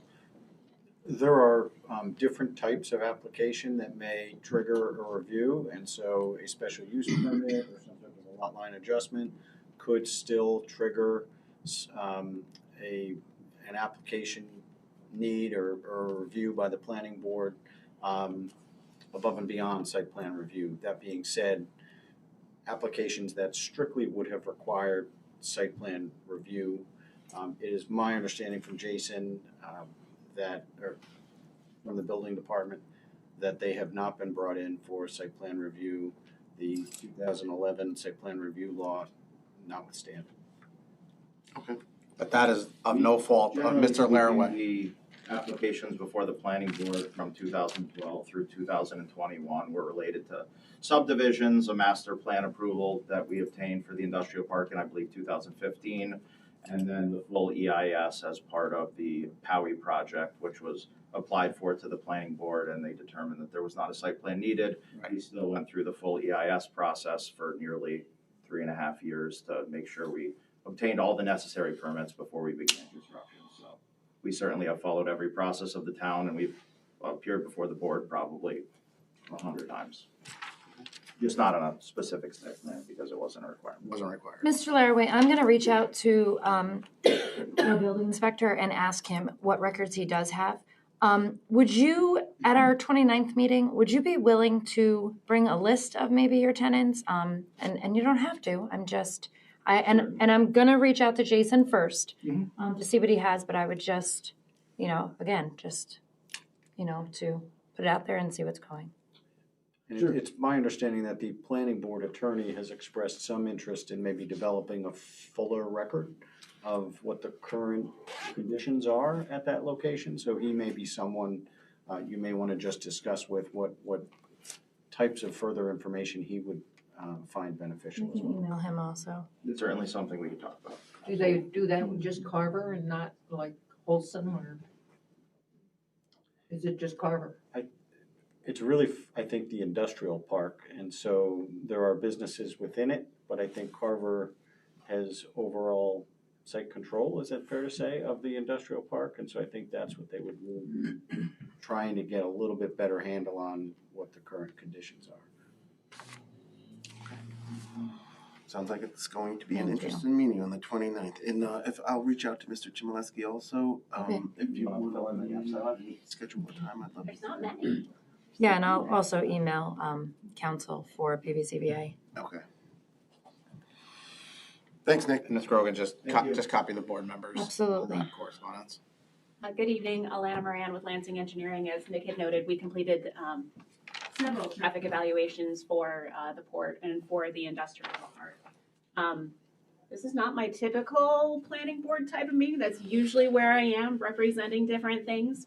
But I'm happy to answer any questions at all that you have about data, about the analysis that might have been done, about DOT process and whatnot. But your community is in a tough spot with the truck traffic, specifically because you have several designated qualifying and access highways, right? You've got the industrial parks, and the roadways themselves are identified for heavy vehicle traffic.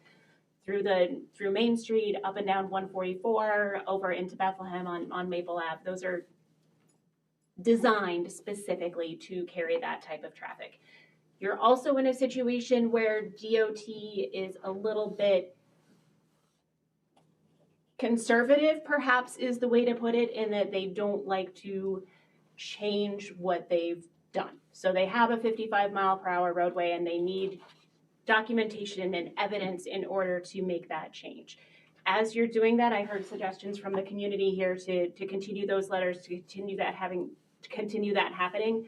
I would suggest you bring in your local lawmakers as well, your local police force, whether it's the sheriff, the state troopers, or whomever, because they can help you make a better application to the DOT to make that happen. So just something to think about as you're doing that. But what we did for the community, or for Nick and Carver companies about 5 years ago, was to complete a full traffic evaluation for some industrial space within the industrial park as well as within the Port of Queens itself. We looked at 6 different intersections from the intersection of exit 22, I-87 exit 22, down to the Church Street and 144 intersection. Looked at truck traffic, we looked at regular traffic, peak hour vehicles, we monitored speeds, we were looking at vehicle classifications, and at the end of the day, what we needed to do was to go to New York State DOT and have them agree with mitigation for that process. Things that had been recommended in order to remove potential truck traffic impacts within the village itself were to, like Nick said, direct all truck traffic to the north. Make everybody go up go up 144 and go to exit 22 to get on or off. That wasn't well received.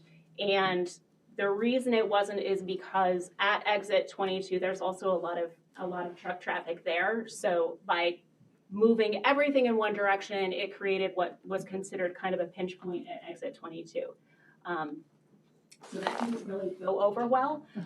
Similarly, we also had reviewed some of the letters that had gone from the town, from residents to the DOT to ask for a reduction in travel speed and the lack of support that came from that.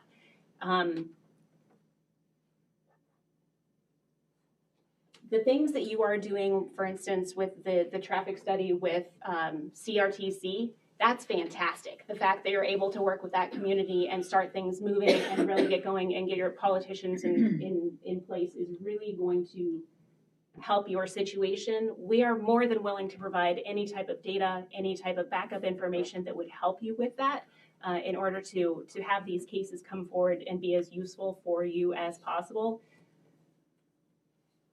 When DOT doesn't have a strong case in front of them, they're going to be most likely to be conservative. So being able to have as much information as possible at your fingertips is what you really need. We're very, very happy to help you gather that information and have it available to you.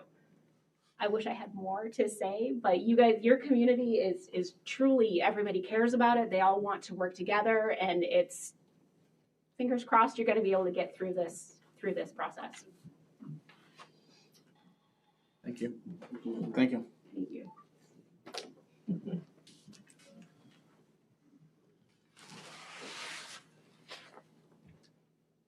Does anyone else have any? Any other residents or any other more discussion on truck traffic? Yeah, Okay, hearing none. We'll move on.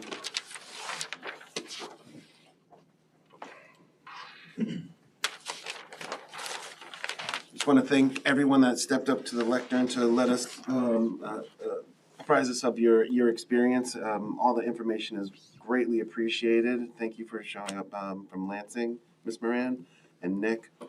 Let's move on to the CDBG WEA grant discussion. Thank you all. See you next week. Thank you. Look forward to it.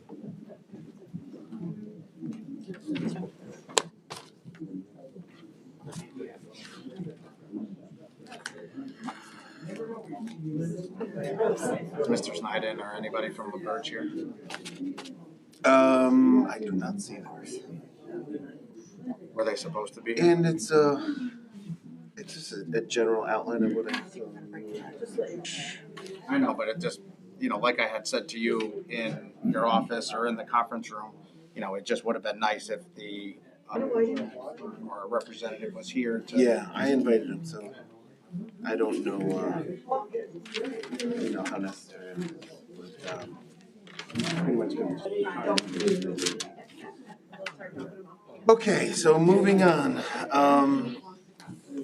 This conversation is about the funding.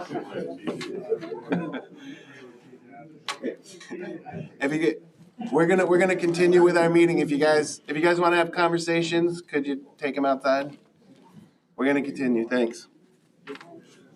So this is about the funding gap for the $2.5 million project. Just to give everybody a background who's interested in it. This started August 22nd. That's where the $2.5 million number came from MJ Engineering.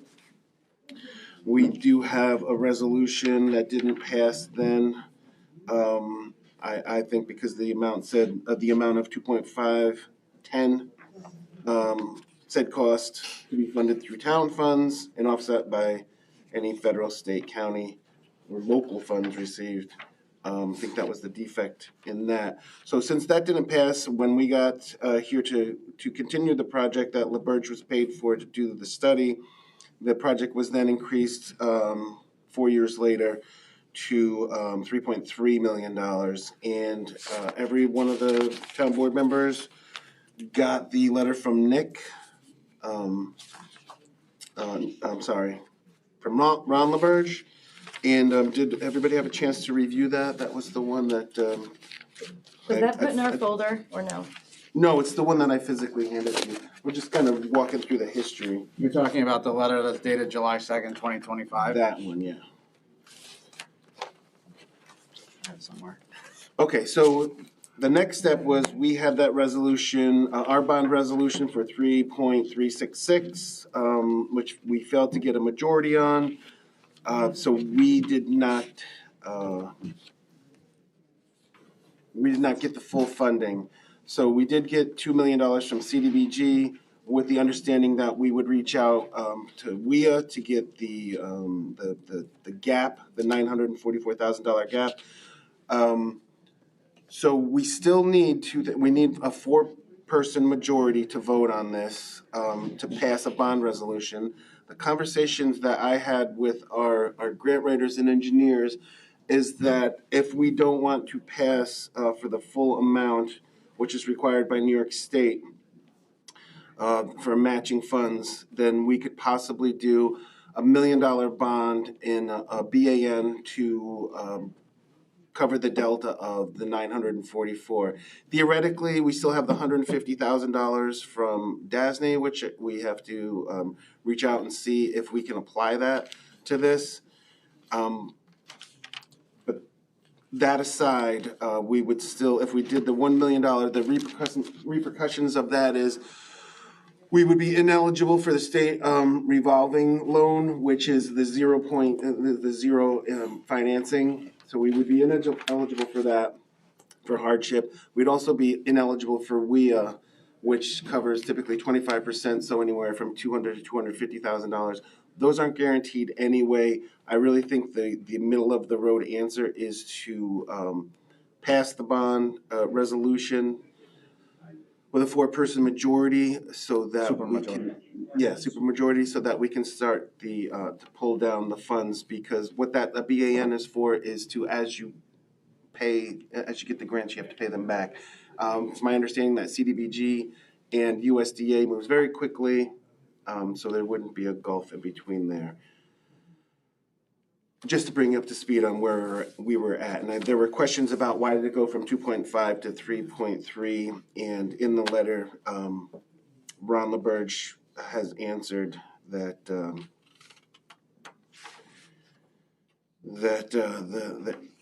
index, there's a 13% index cost that raised, and that there was no construction observation cost put in by MJ, which looks to appear substantial. I just want to clarify, there was. Because you saw the one email that I received from them. There's another email that I received. It most certainly was. It was after figure 10, and it stated it in the bottom portion of it. But they did, their amount was $339. That was for the construction observation. And it was in there. 339,000? 339,000, yeah. Thank you, yes. But it was in there. I just wanted to clarify. Is that Carrie Dooley that you're? Yes, Okay, yes. can you send those to the board and we'll? I'm gonna send that, and I'm gonna start a new message with her because she sent updated numbers also that was, I believe she said sent to the town. And I had other questions too. I asked, could we there's 3 phases to this project. And I asked her, could we do one phase, and Mr. Riley, this would be could we start the phase with some of the grant money that we got without having to commit to that WIA grant. My recollection, and I do defer to the engineers in terms of some of the specifics on this, but that phase one was essentially the $3.3 million estimate using LaBerge's numbers, or perhaps it was lower with MJ, but that to accept the grant funds that have currently been awarded, that's the project you would have to do. If you scaled back from that project, I believe that there would be an impact in terms of the grant funds that you are awarded, but I don't know that for certain. I would defer to, to sort of the experts on that. I think those are. I asked Scott Siegel the same question. Like, can we scale it back and not have a $3.366 million project, but have a $2.8 million project, and then we have less of a shortfall? And he said, no, like, you applied for a $3.66 million project, and that's why you got the full $2 million grant. So if you scaled back, I think it would reduce the $2 million. I don't know to what extent or how that math would work. But that's. And I was understanding too, that we paid like $29,000 to have the income study done, right? And that was to show hardship and everything else for the community. That was so we could go and hopefully use that and that data to sort of get us the low interest or no interest loan for a 30-year loan. So I think that's important. I mean, if you're talking about saving, $300,000 here or there, I think, God, 0% interest versus 3 or 4% interest, that's huge when you take out any money, but especially like some bigger dollar amounts. And I think the WIA grant, 25%. I mean, if we really want to talk about it, 25% of 900, let's say $1 million, right? That's $250,000. That's a lot of money. And we're assuming, it's going to be, the shortfall is going to be 900 and some thousand. But again, LaBerge has said they built in about $700,000 in contingency. So while you don't know the price of things, you're hoping, just like we hoped with the town hall retrofit, it was half of what we thought it was going to be once you start getting bids. So you're hoping it's half of what you think, and then if you get the WIA, it's 25% of that is taken off, and then 0% interest. I feel like if you take a chance with it, it's really a good deal in the long run to replace something that's from 1970 that will help us with our I&I. That's what I think.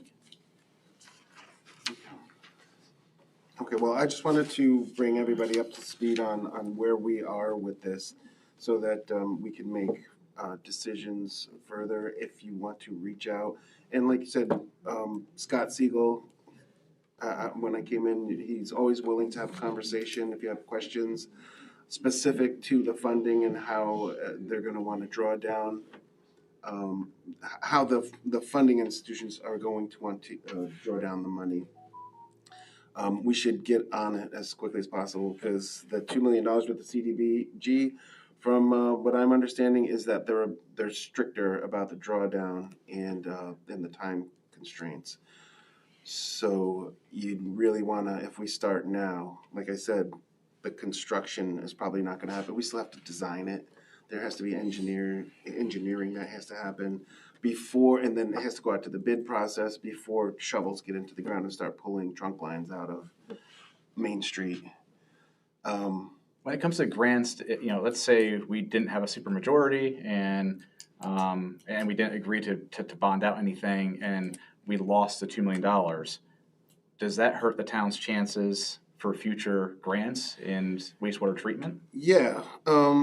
If we lose the $2 million, EFC, Charles Fillion's not going to come back and say in 2 years and go, well, let's try this again, Queemans. We're going to be seen as not a serious town, and it's going to go away. And then that project's still going to have to get done. So at some point, you're going to be bonding out $3.4 million and paying it back however you can get it without grant funding. We have funding right now. We have $2.5 million.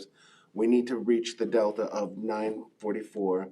And however we do that, and we're being pretty creative at this point. When I talk to the engineers and the grant writers, the community developers, they're like, well, how are we going to get around this, issue and get this project going?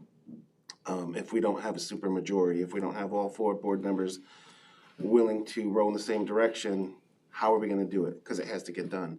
And then we have to do, I don't know what phase 3 is, but phase 2, to my understanding, is the wastewater treatment plant. I think what Ms. Grogan's, because I was looking at the MJ report, and it broke this whole project down The 2.5 million into three different project. projects. Right, and I did ask them if we could alternates. start with one project, and they didn't seem to think why we couldn't. Right. So, I'm not gonna sit here and say I'm for it or against it. At the end of the day, this is going to be taxpayer money that we're gonna be spending, and from the meeting that you had arranged with Ben, it actually sounds like it's only a certain portion of the taxpayers because it's a special district. So it's not all of the taxpayers in Queens. This is only going to affect a certain portion. Which makes it worse. Agreed, because now it's a large amount of money with a smaller population. So, and the way he explained it to me is, I live out, way out in the country of Queens, by 32. I will not see any increase to that because this doesn't impact me. So they were saying that you couldn't do that, which I understand. I would. Couldn't do what? Oh, have them You vote on can't it? charge your other taxpayers outside of that special district. correct. So you are talking about a small amount of people that you're asking to pay for this $800,000 or $900,000. Right. So, and I haven't seen any numbers as far as what it could be. And when I did ask Ben, I keep hearing that we could apply for a hardship and get a 0% loan, but Ben told me it's 4.5%. Okay, so that's the state revolving loan that you're talking about? The funding from the New York State revolving fund is where that money would come from, and that's the 0.0. So if we decided to do the million, we wouldn't be eligible for that. It's separate from the WIA. And the other point is that trunk line and Riverview services industry, and we have no idea where the 180,000 gallons per day that goes through the wastewater treatment plant that doesn't need to be treated is getting treated. That's why when Keith stands up and he says, yeah, we have more violations. They've been piling up. There's 40 or 50 of them. That's going to continue. So part of this project is the trunk lines being sealed, some replaced, some with slip. Keith, some with slip lining is going to reduce I&I. What we don't know how much, and we also need to have meters put in. We need to know, because when we go and talk to the village, they left, but and speak with the village, how are we going to get numbers? The response that we had is, well, we know how much water we're giving to them, so maybe we can get numbers from that. But if you look at Curaleaf, they get 1 million gallons.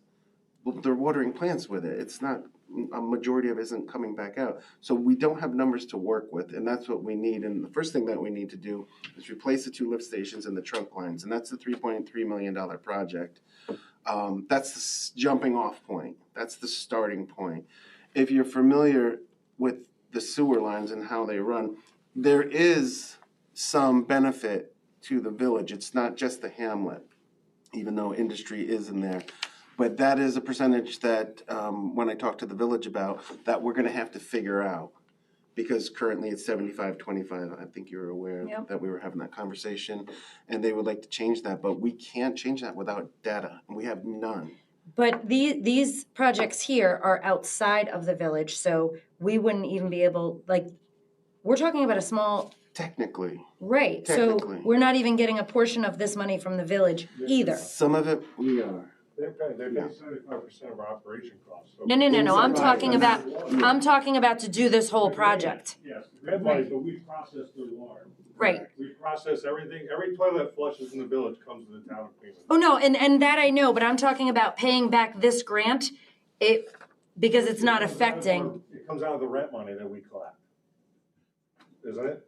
So I think, and I would like for Ben to come to our next meeting. Mm-hmm. Because if there's a way to start this project and take the $2 million that we have and go forward with, say, I don't know what you deem as being eminent to get done, but the trunk lines first. Well, the lift stations. Okay, so Could we take that $2 million and start on the lift station first? Because we also have been circulating an email between us with this LGEP grant. We could try to apply for this to compensate the difference.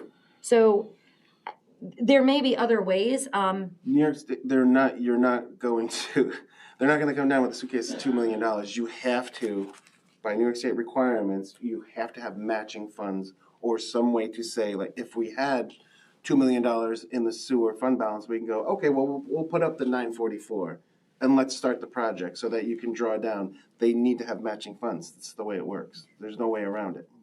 So do you have the grant, that the email and stuff that was sent for the CBD grant?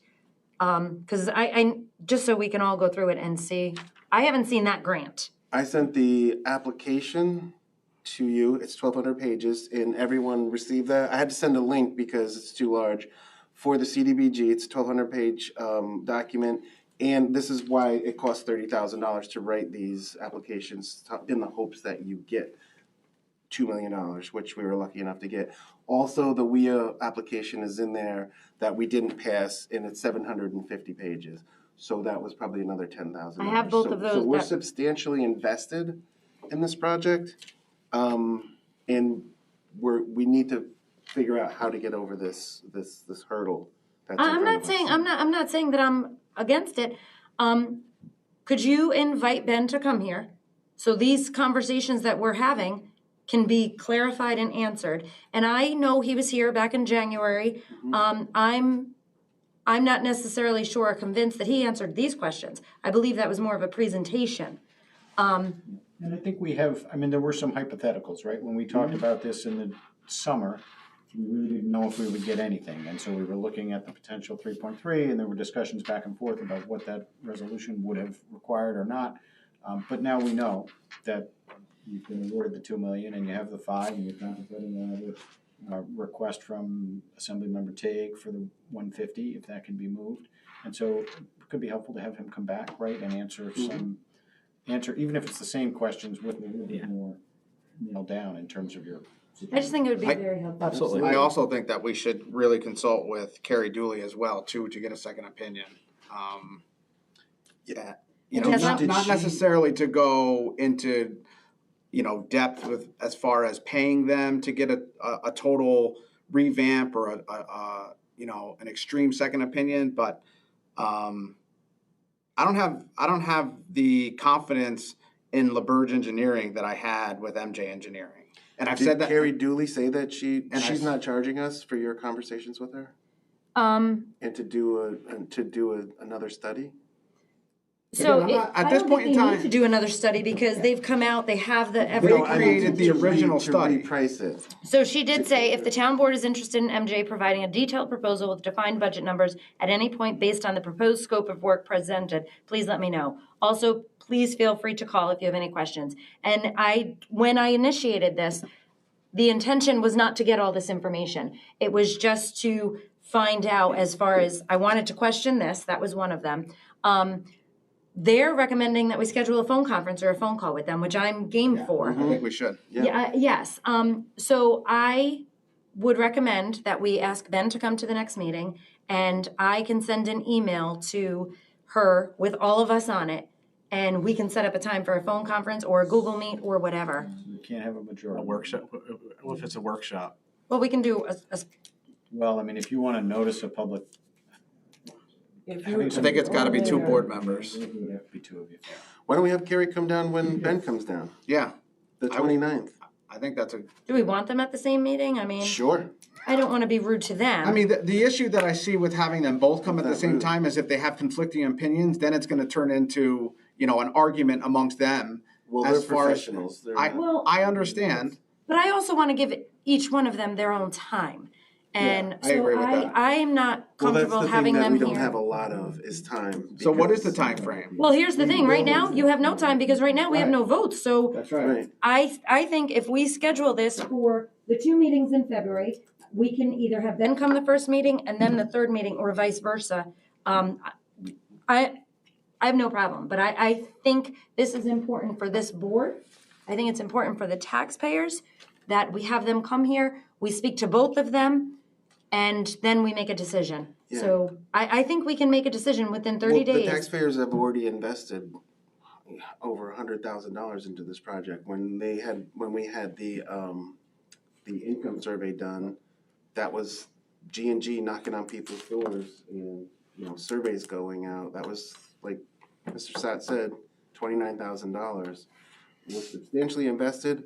I think I don't want to put it on the 29th because that's already going to be. No, you can't. No. I mean, No, how about, I'm talking about the normal Correct. February. Yeah. That We have 29th two meeting is a meetings. special meeting. Right. I'm talking about the 2 meetings in February. Yeah. We can try to allot one for Ben, and we can try to allot one for Carrie. Carrie. Yeah, I absolutely mean, again, if you think if that is, And I'll reach out to Ben and Carrie, and if they're comfortable, is the board comfortable with them coming and speaking professionally to each other? Because I doubt they'll get into a shouting match. If you're worried about like the time, like I know it's like, oh, we all February here, both of the sides. I mean, I thought maybe we could do it anyway because Trish is new on the board. We could always schedule a workshop in early February because we have things to talk about. Like this, obviously, we could talk about phase 2 of town hall. I mean, these are all things that we could discuss. Let's just No, I know, but like to make it worthwhile to have an actual workshop. Yeah.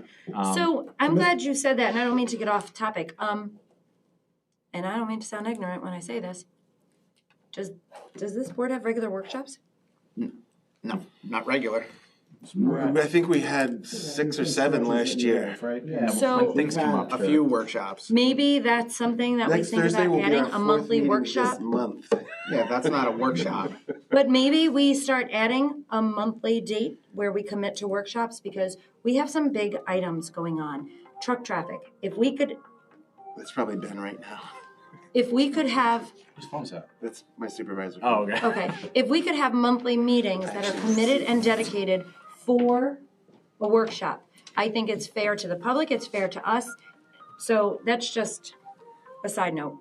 But on the topic of scheduling workshops, we have to consider Candace and or Cheryl's availability to make sure that they're here as well. Right. If we're all meeting in a majority, I'm supposed to be in attendance. Correct. Because you're filing for the same grant money, how much did you spend with MJ Engineering? Because you're applying for the same grant money, so you spent 4 years to spend money on the grant. In 2022 and 2023, the records that I've seen, there was $410,000 that the town of Queens spent on MJ. And as far as I can tell, they engineered the 2 bathrooms. And that Dock Street where the pipe got ripped up that the town had to pay $40,000 for. Did they do the engineering report on this? Remember? They did. So- feasibility report. You're talking about total fees though. You're not just talking about grants for the wastewater treatment. I was just talking like. They also about how charged much for the you grant that spent failed. on Of course. this grant. You spent this money on the grant money 4 years ago. And I This is what don't- you're doing right now. I don't know if this will answer your question and maybe give clarity to the board. MJ was involved in preparing an engineering report to address the Riverview Drive and Division Street sewer pump stations at a portion of the trunk sewer to the WWTP. The report was prepared under an engineering plant grant funded through EFC in 22-23. The report was then used in the CFA application in 23 for a WQIP grant, which the town was not successful in obtaining at the time. So I don't know. That's the grant that's the application that LaBerge used in their application. So That's I don't know how much of that was paid for through that grant, to answer your question. I was just wondering if you paid twice for the same engine, same. No, because LaBerge used MJ's engineering's work, essentially, and then increased it to $3.26 million. Updated it, right? Because Updated. Yeah, no, cost of, everything's going Yeah, on, 'cause but. why would they do the whole thing all over again and charge us I mean, for I it? understand you guys, I understand you guys were fighting over engineers. MJ Engineering, I does not think very good, highly of them. Because of That's fine. That's your personal opinion. Because all you do is look in the ground and see where the pipe goes, and they picked the wrong side of the road and they hit it twice. And that's why the road blew up down there and we had a hole in the ground. We paid them $40,000 for it. By the way, as chief sewer operator, I was watching the thing, so I'm just saying. didn't you offer them information and they didn't take it? That we paid a lot of money for, and they can't even look in the ground and see where the pipe is. I mean, that's blatant. Right, when you told me this story, you $40,000 said for you that. talked to the You know, engineer. the sewer money. Did you talk to someone about that? Or 20, when George lost off, when he got off. Can't follow both Yeah. conversations. You're talking, he's Can talking. you tell when you offered your services as chief sewer operator to point out where the sewer lines were, and were you not ignored? They never asked anybody. They never asked anybody. When they did their study, and then when they hit that line, and then I didn't know they hit it. Next thing you know, the road blows up, there's a hole in the road. And I go, well, that's the side that the only pipe that goes to the river is on this side of the road. It goes all the way down. They said, no, it isn't. This pipe is bad. I was like, no, it isn't. There's a catch basin at the top of the hill that the previous highway superintendent covered up because they didn't want the people walking off the sidewalk and stepping into a catch basin and catching their heels or whatever and tripping and breaking their ankles. So on 4th Street and West Willow Street, on that side of the road, he put a plate over it and plaque topped over it. So when they looked in the ground, they just thought everything, they did the engineering study. All you do is look in the catch basin and see which way the pipe goes. They didn't do that.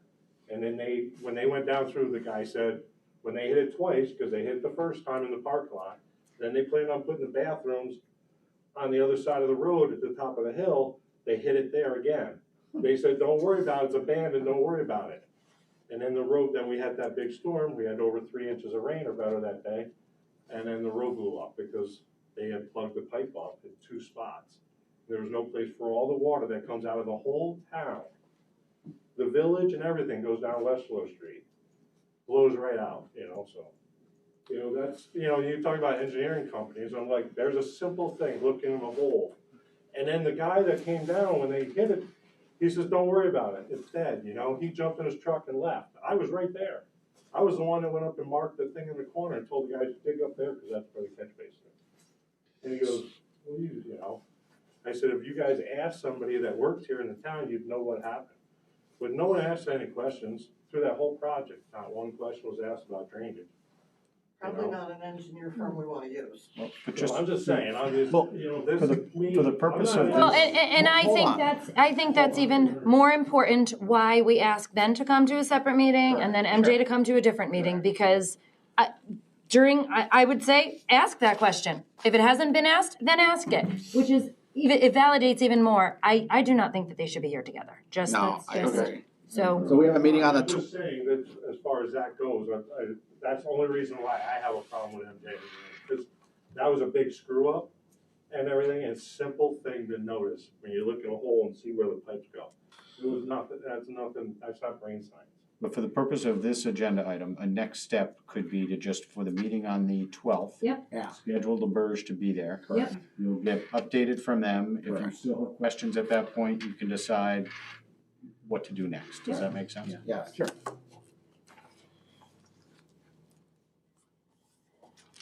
I just want the grant money for my sewer plant. I'm gonna go to work one day and just have everything fixed. And from what I hear, it is warranted and needed, and I'm not disagreeing to that. But we have to think about the taxpayers in this town, so, and if we can do this, if we can start this with that 2 million and Or something. Right. Yeah, I'd like to, Right. like I said, the lift station coming out of the industrial park needs to be done, needs to be addressed, even the other ones. That's why the 500,000 that we get, that we supposedly got to do these 2 projects, that and a little bit of trunk line, to save that, so people can have the overflows and street there, would be a great start. Absolutely. Anything that gets done after that will be greatly appreciated by the sewer department, so. So you're gonna reach out to Ben for the 12th? Mm-hmm. Do you want me to reach out to MJ for the 26th? I would make sure that they have someone available for the 26th. Okay. Because I would hate for the 12th to come and we have additional questions or we want to seek other counsel from MJ Engineering, and then the 26th doesn't work for them. Now we're giving them a month's notice. So I would say just, Yeah, let's just coordinate and keep the board CC'd on everything, whatever communications that you're having, whether it's an engineering firm or anybody else. But just so I understand it correctly, Supervisor, basically the discussion that you had with LaBerge this week, the proposal was either to go back and do another resolution where we list $3.366 million as the bond amount, or we reduce that to having a bond resolution for $1 million? So it gets a bit complicated. I was actually talking to our bond counsel, and my understanding is that we could actually use the bond resolution that we have if the $1 million. I think that he's not. Were you on that email? I'm not sure if I've been on all the emails. I've not been on the emails back and forth with LaBerge. My understanding, though, is that if you want to pursue the 0% financing through the state revolving fund, which would say take the $900,000, over 30 years, it's basically $2,500 a month that the special district would have to pay for the next 30 years to get the $3.3 million project done. If you want to pursue that 0% financing, you need the full $3.3 million bond and change.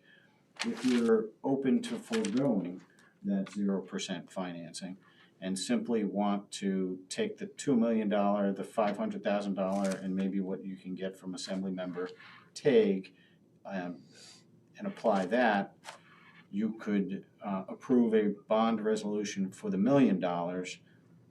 The challenge there, or the difficulty, is that you would likely not get 0% financing on the $1 million. You would get, whatever the financing would be that would be available. And you'd have no chance for the WIA, correct? Correct. Yeah. 25% off. And the WIA would take the $1 million in theory if you were awarded it and reduce it by 25%. There's no guarantee on that. And there's no, based upon your understanding, there's no way to accept the $500,000 USDA, the $2 million CDBG, and reduce our scope, our project scope, to be able to allow us to use $2.5 million. There are two different sources of those Correct. funds. Yeah, no, I know. As to the USDA, you may have some greater flexibility. I mean, we should have already had that money in hand. Well, although it was appropriated, even though it's appropriated, you still have to go through an application process, which I think is fairly involved. But it was awarded. It's more than just allocated at this point in time. I think Scott described it as it's absolutely money that is coming to you, but there is a process with the federal government that you have to go through, which unfortunately just takes longer than any of us would like. As to the $2 million, my understanding is that you were awarded the $2 million based on the proposed scope of work, which was the $3.3 million project for phase one. If you deviate from that scope of work, I don't think the $2 million is guaranteed. Now, whether they then say, well, you don't get any of it, or they say, well, we're going to reduce it, I think that would be the clarification that it would be great to get from either Ben or I think Scott has taken the lead on a lot of these applications, so he would be great too. But you're in the same boat. If you reduce the scope and then they reduce the grant funding, you still have the same exact gap. It's just a small, Well, from my Maybe. conversations was that you have to follow the application that you sent in. You're not allowed to start moving things around. For this particular specific application, because I've heard you also say other stuff that we could just reduce the scope. Scott Siegel than USDA. USDA has a bit of flexibility, and that the reason that it took so long on this end was because the government shut down for 40 days. USDA websites weren't working. But my understanding of it's actually 422 at this point, is that it's ours and we can use it as I think that we see fit. But I would have to double check on that. But the $2 million has only been awarded. It's only Correct. been awarded. There is a huge laundry Oh, I list. know. I mean, look at the USDA. We were awarded the $500,000 a year and a half ago or something, and we're still waiting for that money to come in. So, Okay. Any further discussion? We know what we're gonna do. If you contact Carrie, CC us, I'll contact Ben and Scott and CC the board so everybody is up to speed.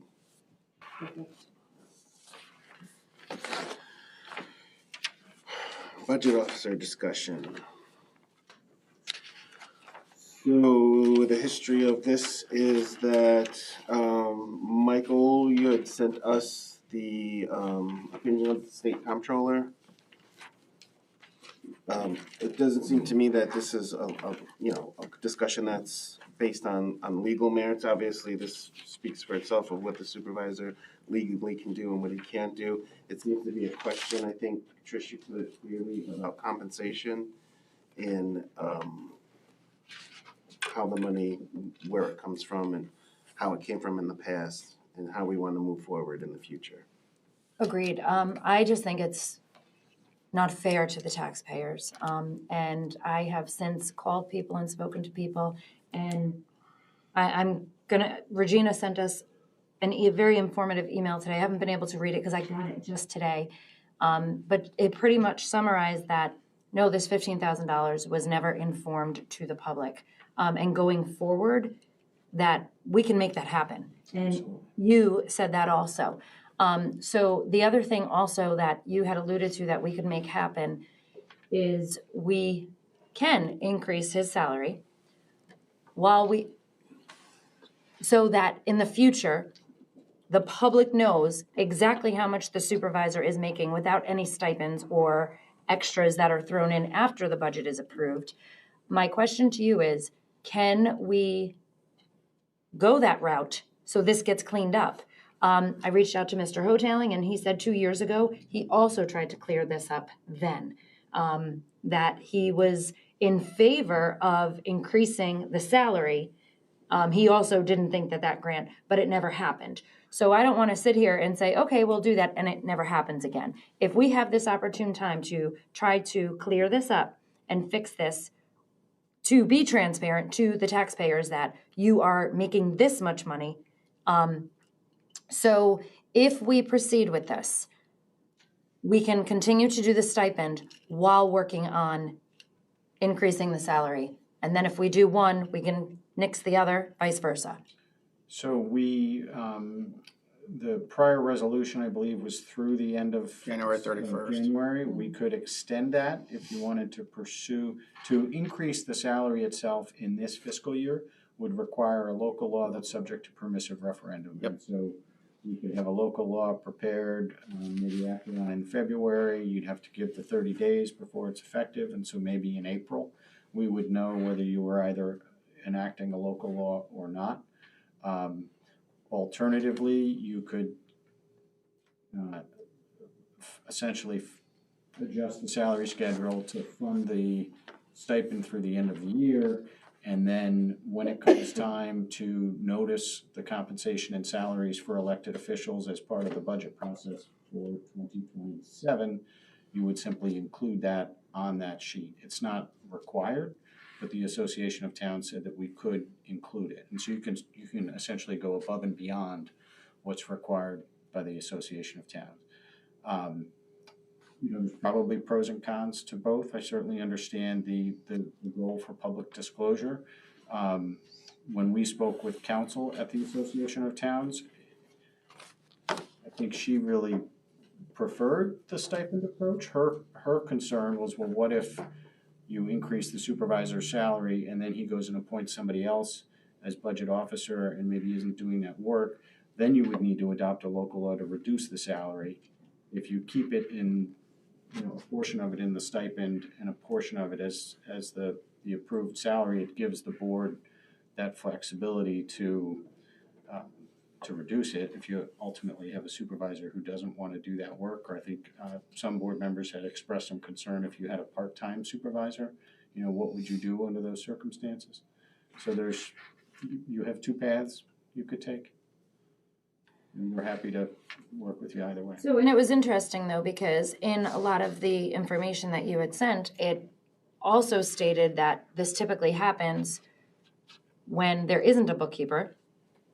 We have a bookkeeper, and I even spoke to Regina. I know that she is competent and comfortable doing exactly what she's doing in this current role, so I would not want to discredit that. The thing that has been brought up time and time again, and like I said, this doesn't always happen. Past administration has not done it. The last administration has done it. It's not fair to the taxpayers that they are not aware of this. So,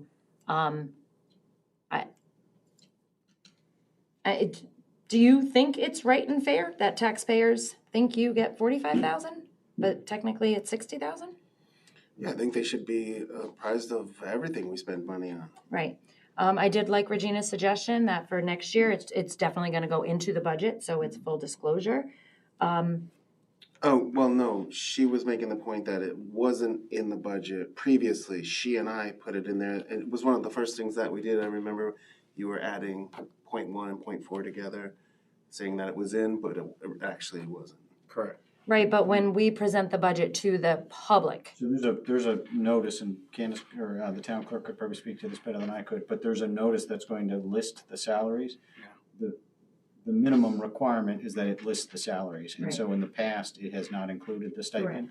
I think Regina was suggesting, and the Association of Towns certainly indicated that we could include the stipend as a matter of practice. correct, going forward for the next budget year. That is, right, that is what she had said. And I think that's being honest. And you can't ask for anything more than that. As far as going forward,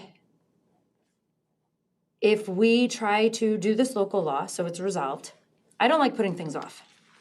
Because you say you're gonna do it and then it never gets done. And if something's not right, it's not right. If we go forward with this, and so we have to put it out to the public, we have the public hearing, if that permissive referendum doesn't happen, then we can pass it.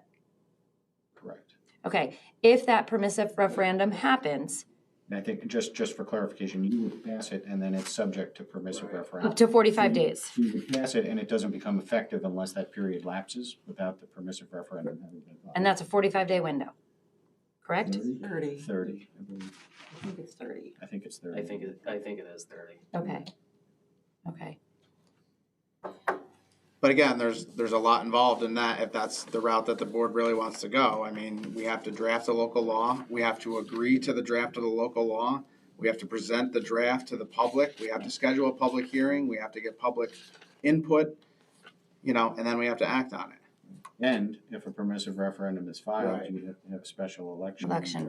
Those are. I just think to be honest, Just for, so under the municipal home rule law, a permissive referendum for this type of local law would be subject to a 45-day period. 45-day. 45? Okay.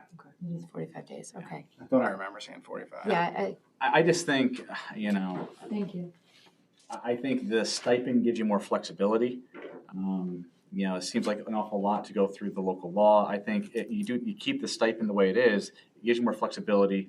You announce it like Mr. Riley just said. Candace can announce it as a $60,000 instead of $45,000. Like that seems easy enough to do. Or I could just do 45 and then $1,000 right. That seems easy enough to do, and I think it gives more flexibility too. Because again, I think the bigger conversation is because you were saying, well, it's sort of in his job title already. Why is he getting this extra pay? I also think it's a bigger sort of discussion of a full-time versus a part-time supervisor.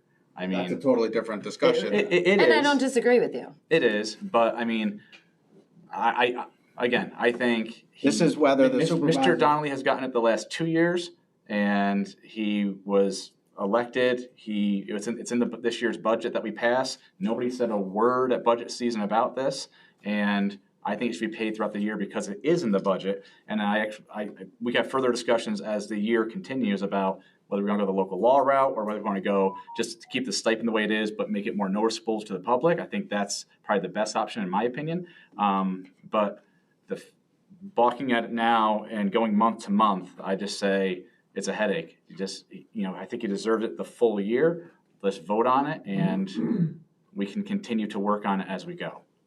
But going this month to month and then seeing how we're going to fix it is. I don't disagree with you, and I've said it numerous times. My intention was never to take away someone's livelihood, and now that light has been brought to this, and the public is aware of it, and I think this board as a whole, we need to work to make sure that we fix this and rectify this. So I'm okay with keeping it. There's no way I will pass it next year if we don't fix it, and I'm making that very clear. Because it is a problem. It's been brought up time and time again. It made the newspaper at one point. So I don't want to cost the taxpayers any more money by doing a permissive referendum, we're going to have to pay you more to do this local law. So in the end, we're going to be spending more. So I'm okay with continuing this, but I'm putting it out there. I will not do this next year. When you say, I just want to be clear, when you say fixing it, Ms. Grover, do you just mean? Making it a make part of more the clear? salary. Yes. Yes. Okay. Yep, so that when taxpayers vote, they know, and when a supervisor runs, they know how much they're going to be making for the next year, Part not of the this salary, year. or just making it apparent as a stipend in the notice? Because there's a difference. Correct, and we can't do it this year because, Right. No. right, When so, budget time comes, I have to notice this. I don't write Stephen Donnelly supervisor. This is the salary. It's supervisor salary, town council, town clerk. Then under that, I could do budget officer, and that would be a separate 15,000. Doesn't state who has those positions, but it just says this is the money allotted for those positions. But we could, for sort of clarification purposes, you could put supervisor salary and then almost as like a sub salary under that, the budget officer, or somehow, I assume we could indicate on that that's a position that's also held by the supervisor, just so that it's. But it may not always be fully held by the transparent. supervisor. Yeah. right. And we have to think about that. And we also have to think about what we think, a reasonable salary would be for a supervisor. And I don't know that it's as easy as saying, well, someone is full-time versus someone is part-time. We, as a town of Queens, have a supervisor role. Some supervisors put more time in at the office, wherever the headquarters is. But that doesn't mean that some supervisor isn't doing things behind the scenes away from headquarters. So it's hard to say this supervisor was part-time, this supervisor was full-time. And as to that supervisor's salary, setting aside the stipend piece, the Association of Towns was very clear that if you're gonna increase it, or if you're gonna decrease it because you find somebody's really acting in a more part-time capacity, that would require the local law. And I think that's part of why Council for Association of Towns thought, well, if you keep it as a separate stipend, it gives you a little bit more flexibility to say, you know what, this supervisor just isn't working full-time, we are gonna reduce that stipend. It's not a perfect sort of reduction of the salary in light of somebody working part-time, but it gives you a little bit more flexibility. I mean, so if you do post it as the budget officer, $15,000, come the organizational meeting, the board's gonna have to agree on who that person is. Correct. So obviously, if you choose a supervisor, there's no issue, but if you get into a point where you have a different supervisor, well, maybe it's part-time, or they wanna hire someone else to do it, Give it to them. then you can just separate it, because you do still have to do that resolution. Right. Yeah. So even if it's broken into the two buckets though, Right. we can work to make sure that it's fully transparent to address that concern. Yeah, you have to state who has the position. Yes. Right. I think that flexibility is important, because you have no idea, as the future comes, what's gonna happen with supervisors, or if they feel comfortable, they wanna hire somebody. I mean, it hasn't happened, but it surely could. So it gives us flexibility rather than a local law, I think. Okay. Further discussion?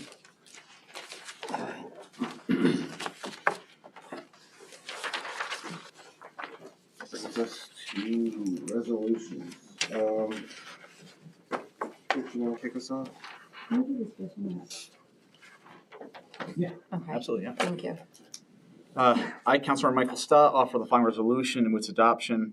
Whereas the Town Board of the Town of Queens has received a claim payment from New York Municipal Insurance in the amount of $11,846.78 for a commercial vehicle traffic accident that occurred on December 2nd, 2025. And whereas the Chief Fiscal Officer for the Town of Queens has determined that in order to maintain proper balances within various accounts, an amendment to the 2025 budget is necessary. Now therefore be it resolved that the Town Board of the Town of Queens does hereby authorize Supervisor Stephen Donnelly to amend the 2025 budget as depicted below for the budget year 2025. From sewer SS funds, increased appropriations, SS 8120.4, collection system contractual for $11,846.78. Increase appropriate fund balance, SS 0599 fund balance, for the amount of $11,846.78. Second discussion? So just for discussion, it's my understanding that this amount is from the accident that the chief sewer plant operator was involved in, and that this amount is money for the damage that was done to the town truck and the plow. Correct. Okay. All in favor? Aye. Aye. carries. I can jump back. I just wasn't sure that if you read all of that. Yeah. Haven't read them like that. Thank you. Okay. I, Councilmember Grogan, offer the following resolution and move its adoption. Whereas the Town Board of the Town of Queens by resolution number 032-26 previously appointed Supervisor Stephen Donnelly as Town Budget Officer for a term to expire on January 31st, 2026. And whereas the Town Board of the Town of Queens is desirous of extending Stephen Donnelly's appointment as Town Budget Officer for a term to expire on, so we would, We had left this blank because we didn't know what the board would want to do, but I think you would, as I understand the discussion, make December 31st, 2020. yep, I'm comfortable with that. Now therefore be resolved that the Town Board of the Town of Queens does hereby extend Stephen Donnelly's appointment as Town Budget Officer at an annual rate of $15,000 prorated for the period appointment for a term to expire on December 31st, 2026.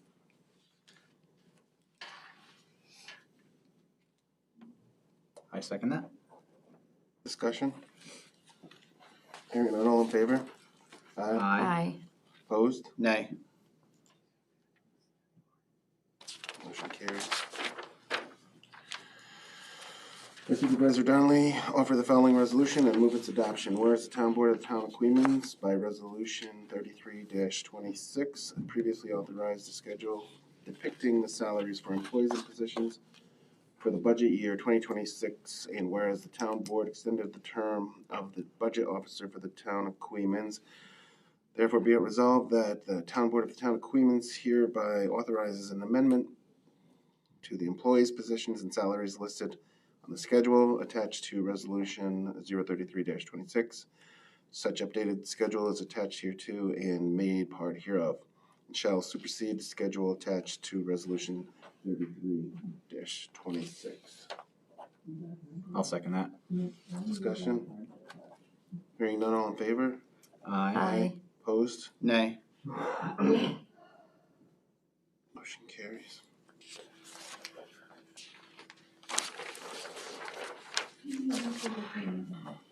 I, Councilmember Stephen Schmidt, offer the following resolution and move its adoption. Be it resolved that the Town Board has approved the payment of bills as presented in the abstract for January 2026 as follows. Prepaid vouchers, 25001944 to 25001948, 25001953 to 25001970, 25-00001 to 25-00030, and 26-00001 to 26-00031 from the following funds.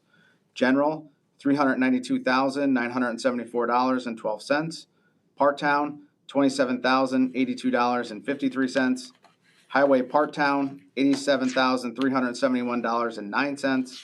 H, Capital Projects, $5,350. Sewer, $55,267.52.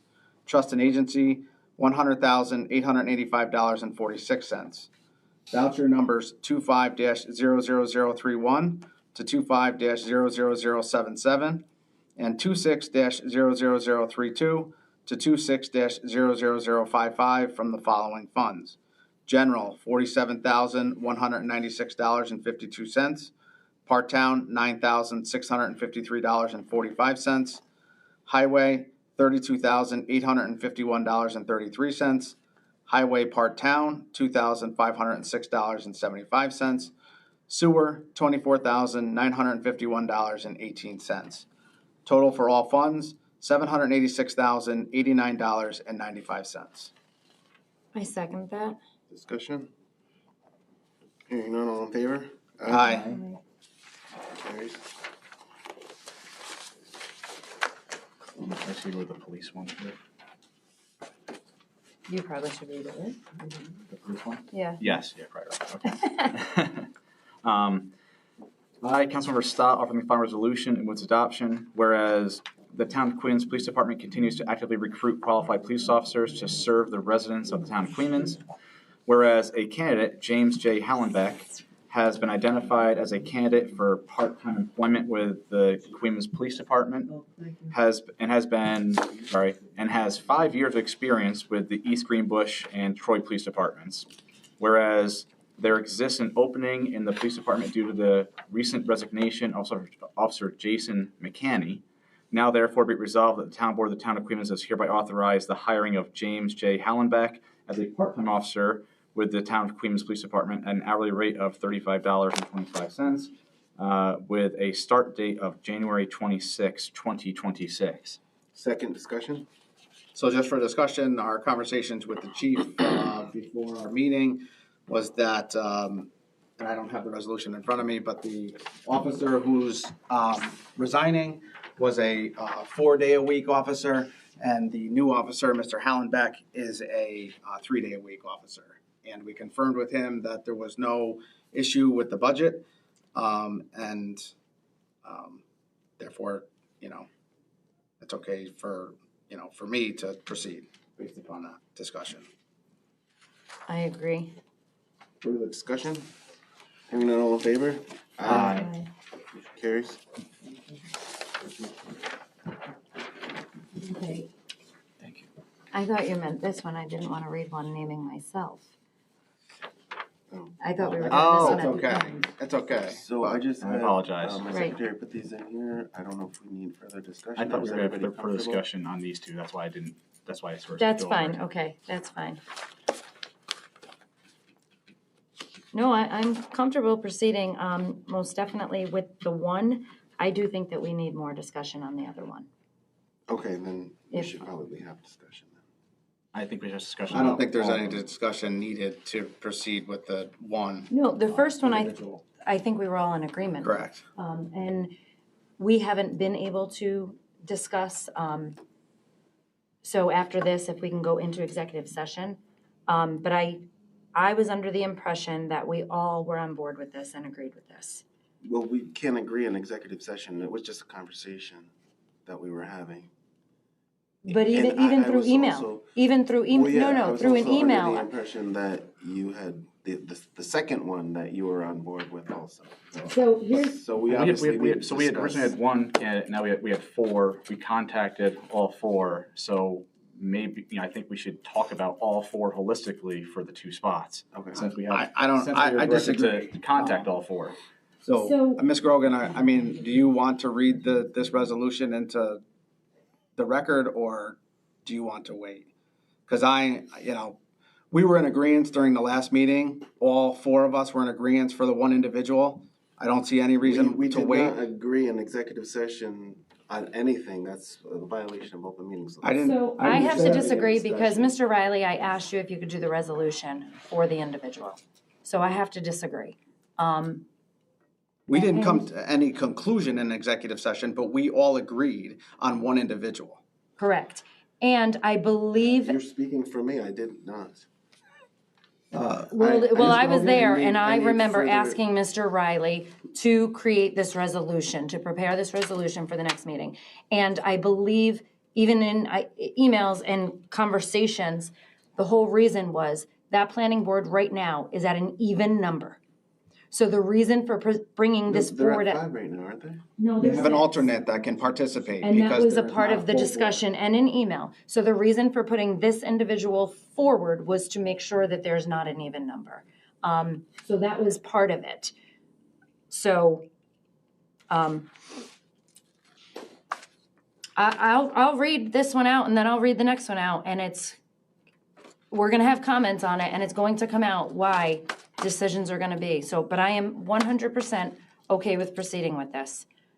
You can do what you'd like. I think we should have further discussions about personnel in executive session, like we had talked that we would. But if you feel like you need to, that's fine too.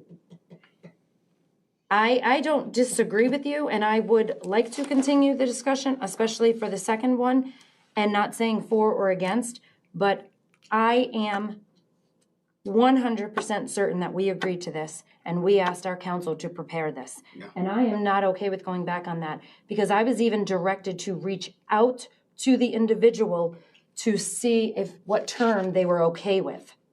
So, no, I'm not okay with that. I don't know, this doesn't seem like being honest and open with each other when I know what I heard. Me too. So I have a major issue with that because I'm not saying I'm for or against the other individual. There's reasons why I'm not okay with that, and I put that all in email, and I've been open and honest with all of you, and this is crummy right now. There was 4 individuals, really there was 1 individual at first, and then 2, and then there was 4. And throughout the last 2 weeks, we've been sort of talking about how we should reach out to all 4 individuals to see, to get information, to ask questions, to gauge whether we like these people for these positions or not. So just because we had 1 originally, we reached out to 3 others additionally since then. But that was not in reference to this one. We had a discussion. So this one could be, from all our discussions with all 3 other individuals, this one could be somebody who maybe we don't even want anymore. I mean, we should talk about it in executive session. It's a personnel issue. Or not, but I feel like it'd be more productive if we talked about it. Obviously, it warrants more discussion because we're discussing it. Yeah. So would you like to put a resolution forward, or do you want to adjourn and go into executive We session? need to have an executive session to talk about contract matters. Well, it's my understanding that the board has indicated it'd like to discuss contract matters in executive session.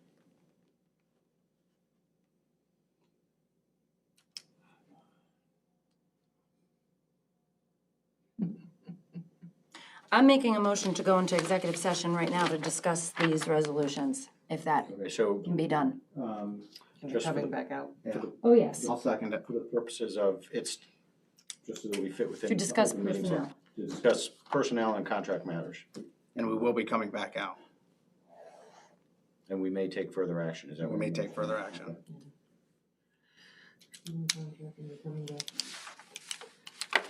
All in favor? Aye. Okay.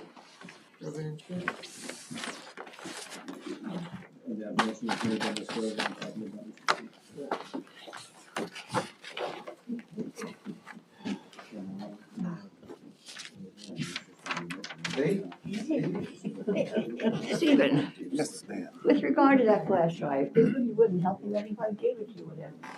You would have to go to the village. I'm not sure what it's on. Is it? It's It's a truck. actually a thumb drive that you. And it counts 386 trucks, and it's south on 140.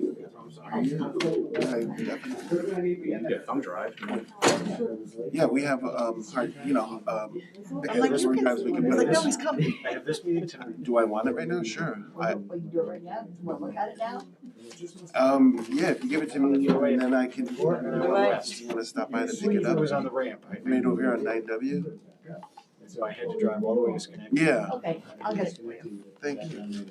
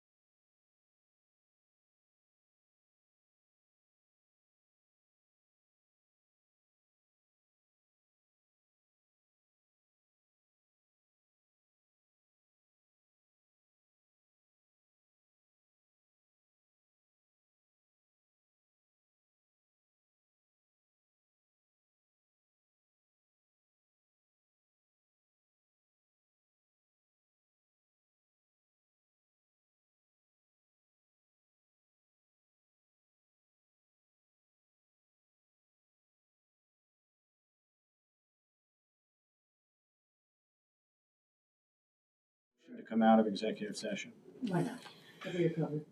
Yeah, let's make a motion to come out of executive session. I'll read it since you're on it. Want to second that? I'll second it. All in favor? Aye. Trish? Oh, you're gonna read Yeah, it? I'll do it, yeah. I, Councilmember Michael Stott, offering the following resolution with its adoption. Whereas a vacancy exists on the Town of Queens Planning and Zoning Board of Appeals due to the recent election of Patricia Grogan to the Town Board and her subsequent resignation from the Planning and Zoning Board of Appeals. And whereas Stephen Dietz has expressed an interest in being appointed to the Planning and Zoning Board of Appeals and meets or exceeds the qualification requirements for said position. Now therefore be it resolved that the Town Board of the Town of Queens does hereby appoint Stephen Dietz to the Planning and Zoning Board of Appeals for the remainder of Patricia Grogan's term due to expire on December 31st, 2027. Second discussion, hearing none. So hold All in on, favor? hold on, for discussion. Yeah. As I said in my email, my opinion is that Mr. Dietz should replace Mr. Nolan's term and this position should be up for the 7-year term.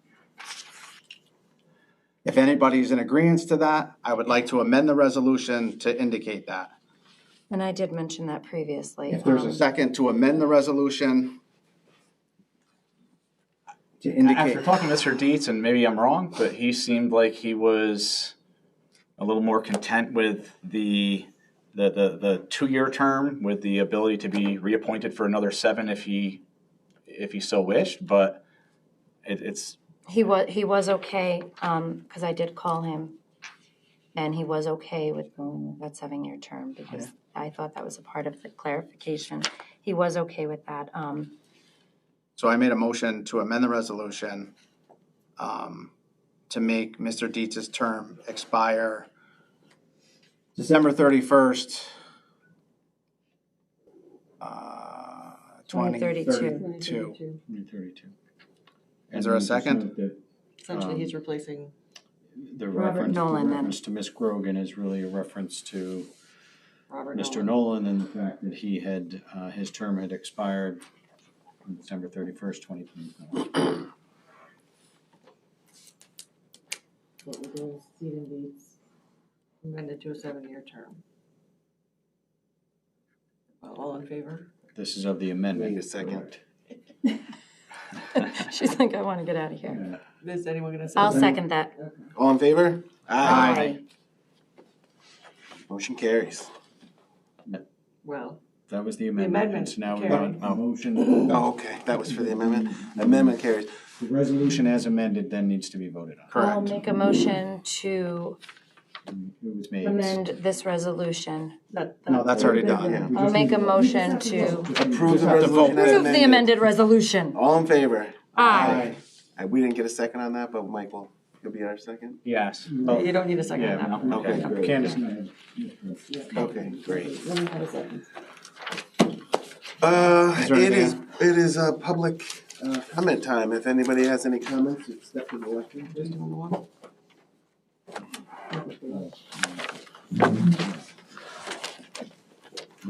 And we'll circulate.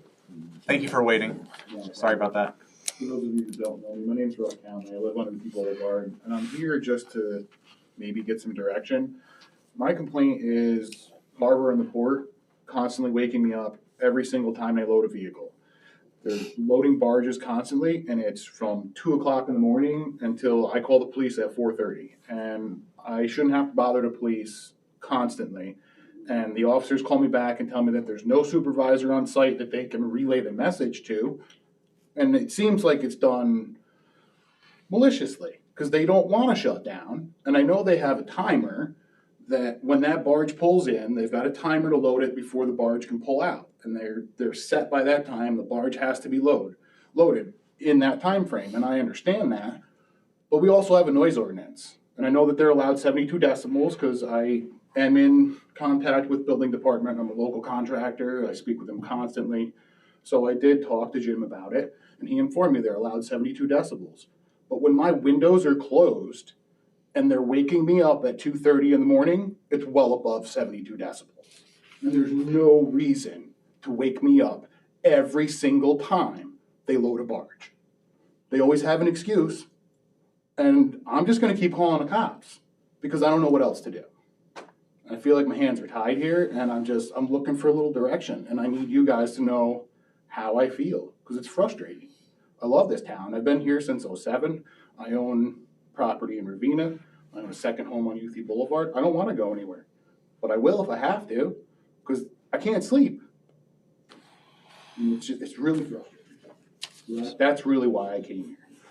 Mr. County, have you spoken to anyone down at Carver? I know you said that they have excuse. I have not spoken to anyone, Barbara. I just continuously talk to the police, and their officers call me back and tell me they can't find a supervisor just about every time I call.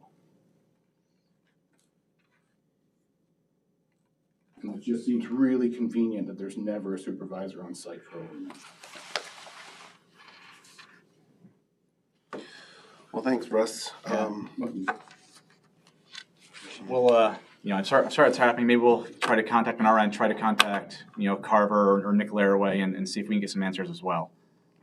But I appreciate you coming out. So Gregory June is, George June, is he a neighbor of yours? He had similar. Yes, he is. He's just down the end of the road for me. Okay.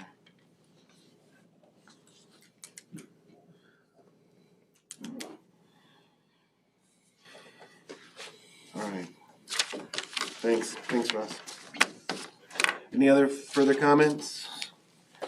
Hearing none, I'll make a motion to adjourn the meeting. You want to do the upcoming meetings? Oh, Yeah. jeez. Upcoming meetings. Our next one is a joint meeting with the PBZBA on the 29th, and that's at 6:30 p.m. And the PBZBA has a meeting at 7 on February 5th. And then we have our first February meeting on the 12th at 6 p.m. Now I make a motion to adjourn the meeting. Second that. All in favor? Aye. Aye. Good meeting, folks. I will, since we have time